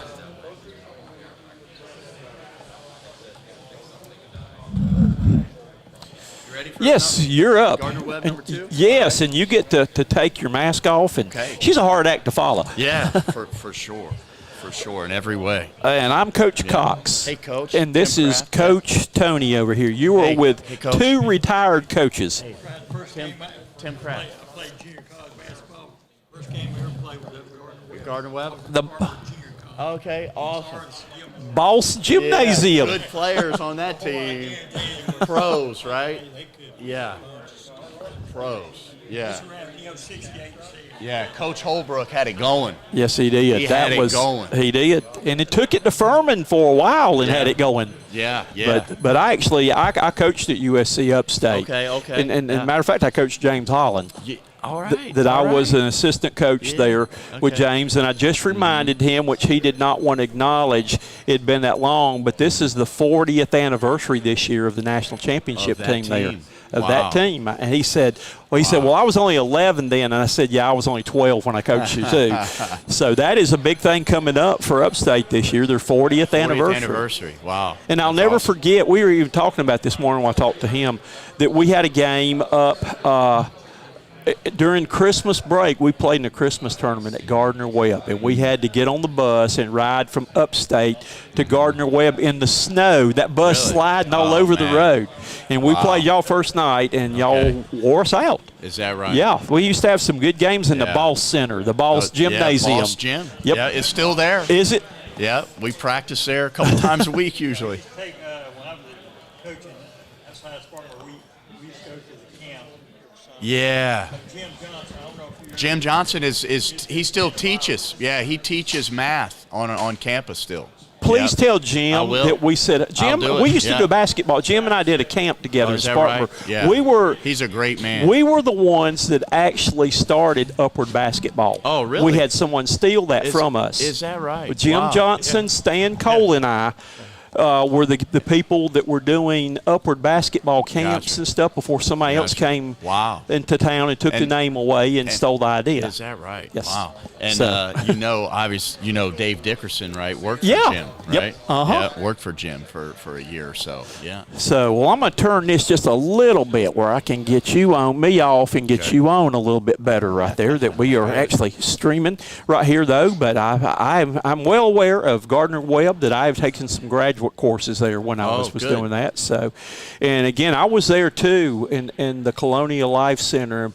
saw y'all put on a heck of a show that I was pulling for you that day against Virginia, though. But that was a great game y'all had that day. Yeah, it was a great 20 minutes. That first half was really exciting, and it was a great 20 minutes for Gardner Webb. And when we came out of that locker room at halftime, it was a little different. But obviously, Virginia had a great team, great coach, won the national championship, so we have nothing to hang our heads about. No, you did not. Well, Coach Tony and I were there actually the year before and saw the 16th seed beat Virginia, and I saw that look on their face in that game against Shaw, like, this can't be happening again, can it? Yeah. And I honestly thought that, though, but y'all did a super job that day. I appreciate that. Tell us a little bit about your team coming up this season, what your team's going to be like. I really like our team. Last year we were very inexperienced, and we had actually 9 players that had never played Division I basketball, had never played a game in Division I. And this year we have 9 returners. So we have a lot more experience. We have about 7 guys that are in year 3, 4, or 5. And, as a coach, that makes you feel more confident. So we definitely just have more guys that understand how we want to play and what we're trying to do and what's expected of them. So that's a nice thing about our team this year. What are your thoughts on getting to bring everybody together and play right here, the conference tournament? I think it's really cool. My first 3 years in the league, we were at Coastal Carolina, where they hosted the conference tournament. And that was really kind of a neat thing in Myrtle Beach in terms of the whole league being there at the same time, men and women. But at the same time, the coaches didn't love that because it wasn't a true neutral site. Right. Mm-hmm. It was Coastal hosting, so they had an advantage, and that I think they won it all 3 years. As well. That wouldn't happen, would it? So the coaches wanted to get away from that, but we did want a neutral site, a true neutral site, and at that time it didn't work. We went to the format we've been using the last few years, which has been great. But this is exciting to get to this and be in Charlotte, which is the headquarters of the Big South offices, and kind of right in the middle of the footprint of our league. So I think it's a very exciting thing for the Big South. Okay. The word that want to bring up 2 words next. that you want to get. I'm asking all the coaches' opinion. Okay. Transfer portal. What's your thoughts? Well, nobody likes the how easy it is now for guys to leave your program, and they've made it so easy with our new rules with transfer. And I don't think, in terms of coaches, I think there's very few coaches that like that change. But it's here, and so there's no use or you don't want to waste any time kind of hanging your head and complaining about it. It's here, and we all got to adapt and adjust and change, and just understand that your roster probably is going to be a little more fluid. I still think trying to have great continuity and retain your players is something that we all want to do, and that is very important. But as guys look for other opportunities, you also can recruit from the transfer portal. So you can certainly benefit in terms of getting good players from the transfer portal. We were able to sign a guy by the name of Zion Williams from Missouri, Kansas City, who was in a winning program and played a lot, was a starter for them, and is a grad transfer. And so I think he's really going to help our team.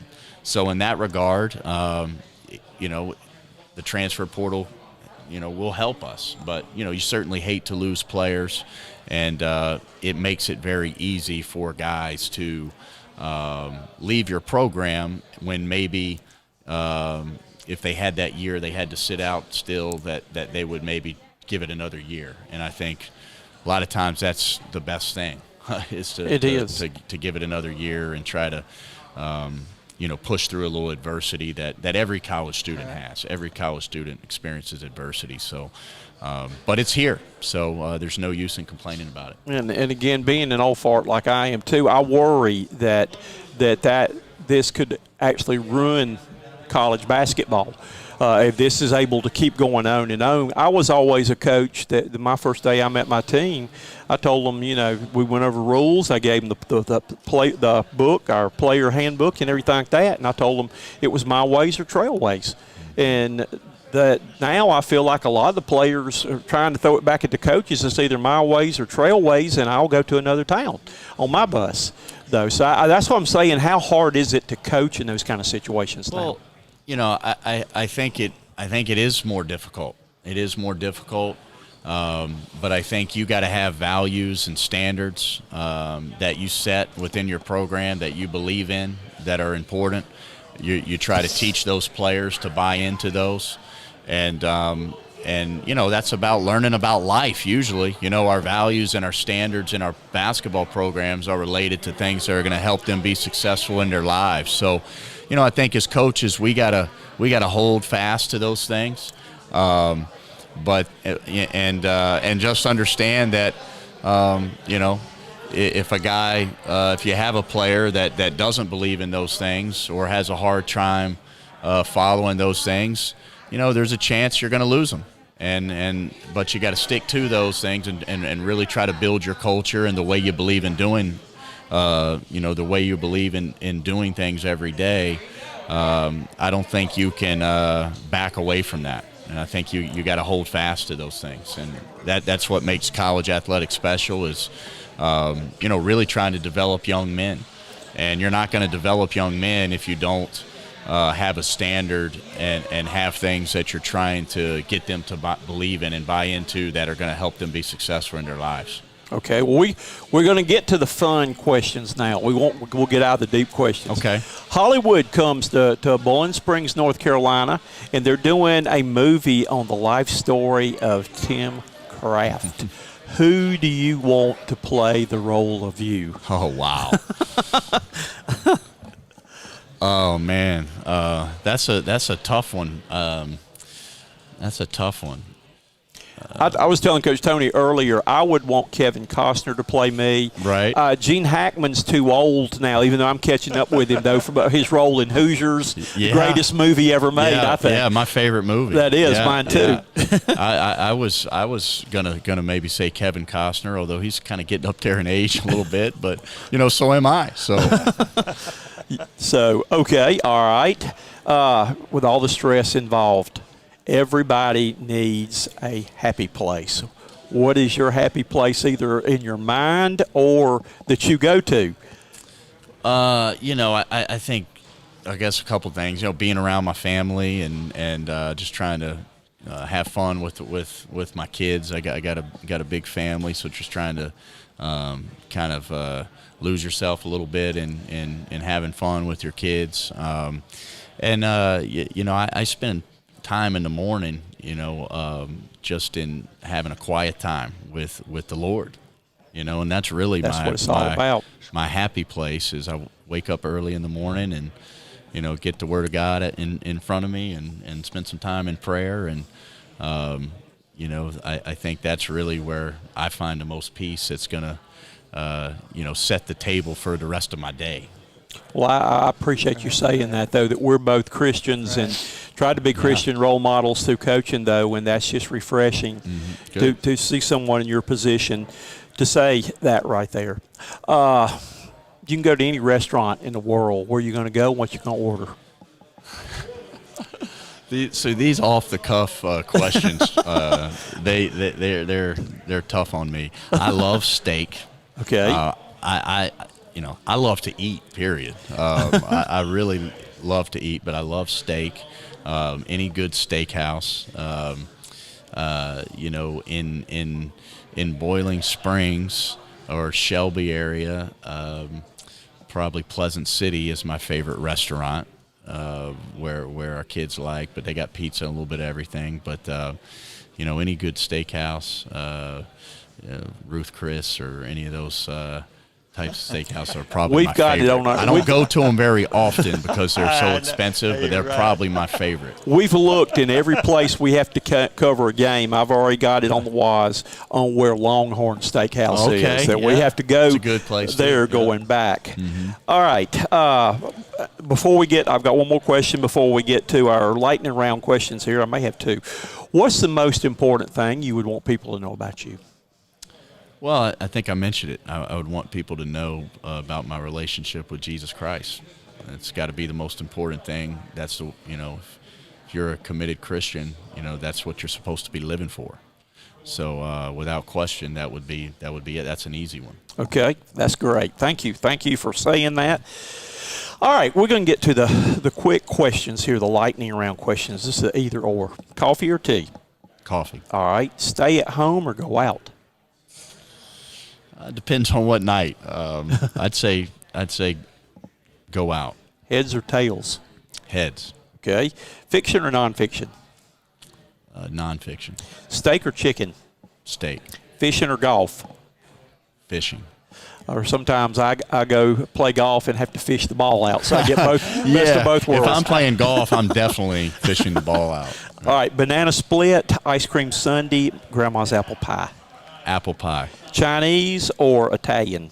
Chinese. Early bird or night owl? Early bird. Hugs or kisses? Hugs. Cake or pie? Like them both. All the above. There you go. All right. Comedy or mystery? Mystery. Okay. Smile or game face? Probably more of a game face guy.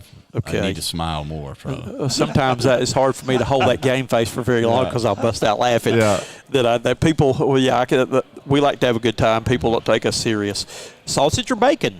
Bacon. Scrambled or fried eggs? Like them both. Okay. Fried. I'll go with fried, maybe a little better. Okay. Dress up or dress down? Dress down. Cats or dogs? Dogs.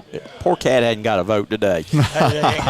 All right, this is an interesting one. Would you rather win the lottery and it's big, or would you rather win a national championship? That's a tough question. That's a tough question. I'd say national championship. That's what all but one has said, national championship, because you can't take it with you, but you can take the memories with you forever. True. Okay. And if you win the national championship, it'll probably benefit. You're probably going to make some money, right? Somewhere, you probably made some. Yes. Yeah. Sunrise or sunsets? Sunrise. Grammys or Oscars?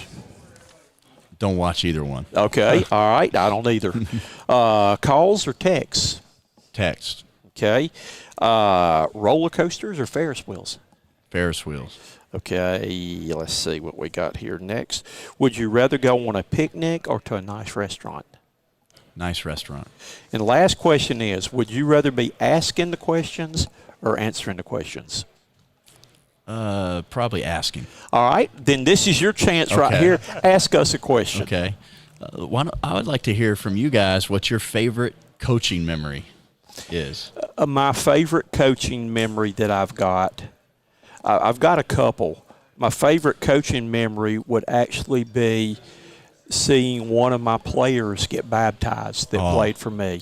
From that standpoint, my number 2 memory would be beating my high school alma mater for the first time in school history on their home court.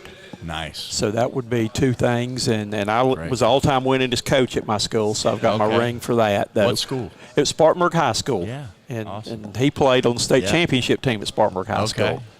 So those would be mine. All right, Coach Tony. I tell you, one I have, I got numerous ones on the court, but one of my more famous ones is one that happened off the court. I had a young gentleman. I was at another school. They were having a night for military folks. Mm-hmm. And one of my former players showed up in a Marine. Oh, wow.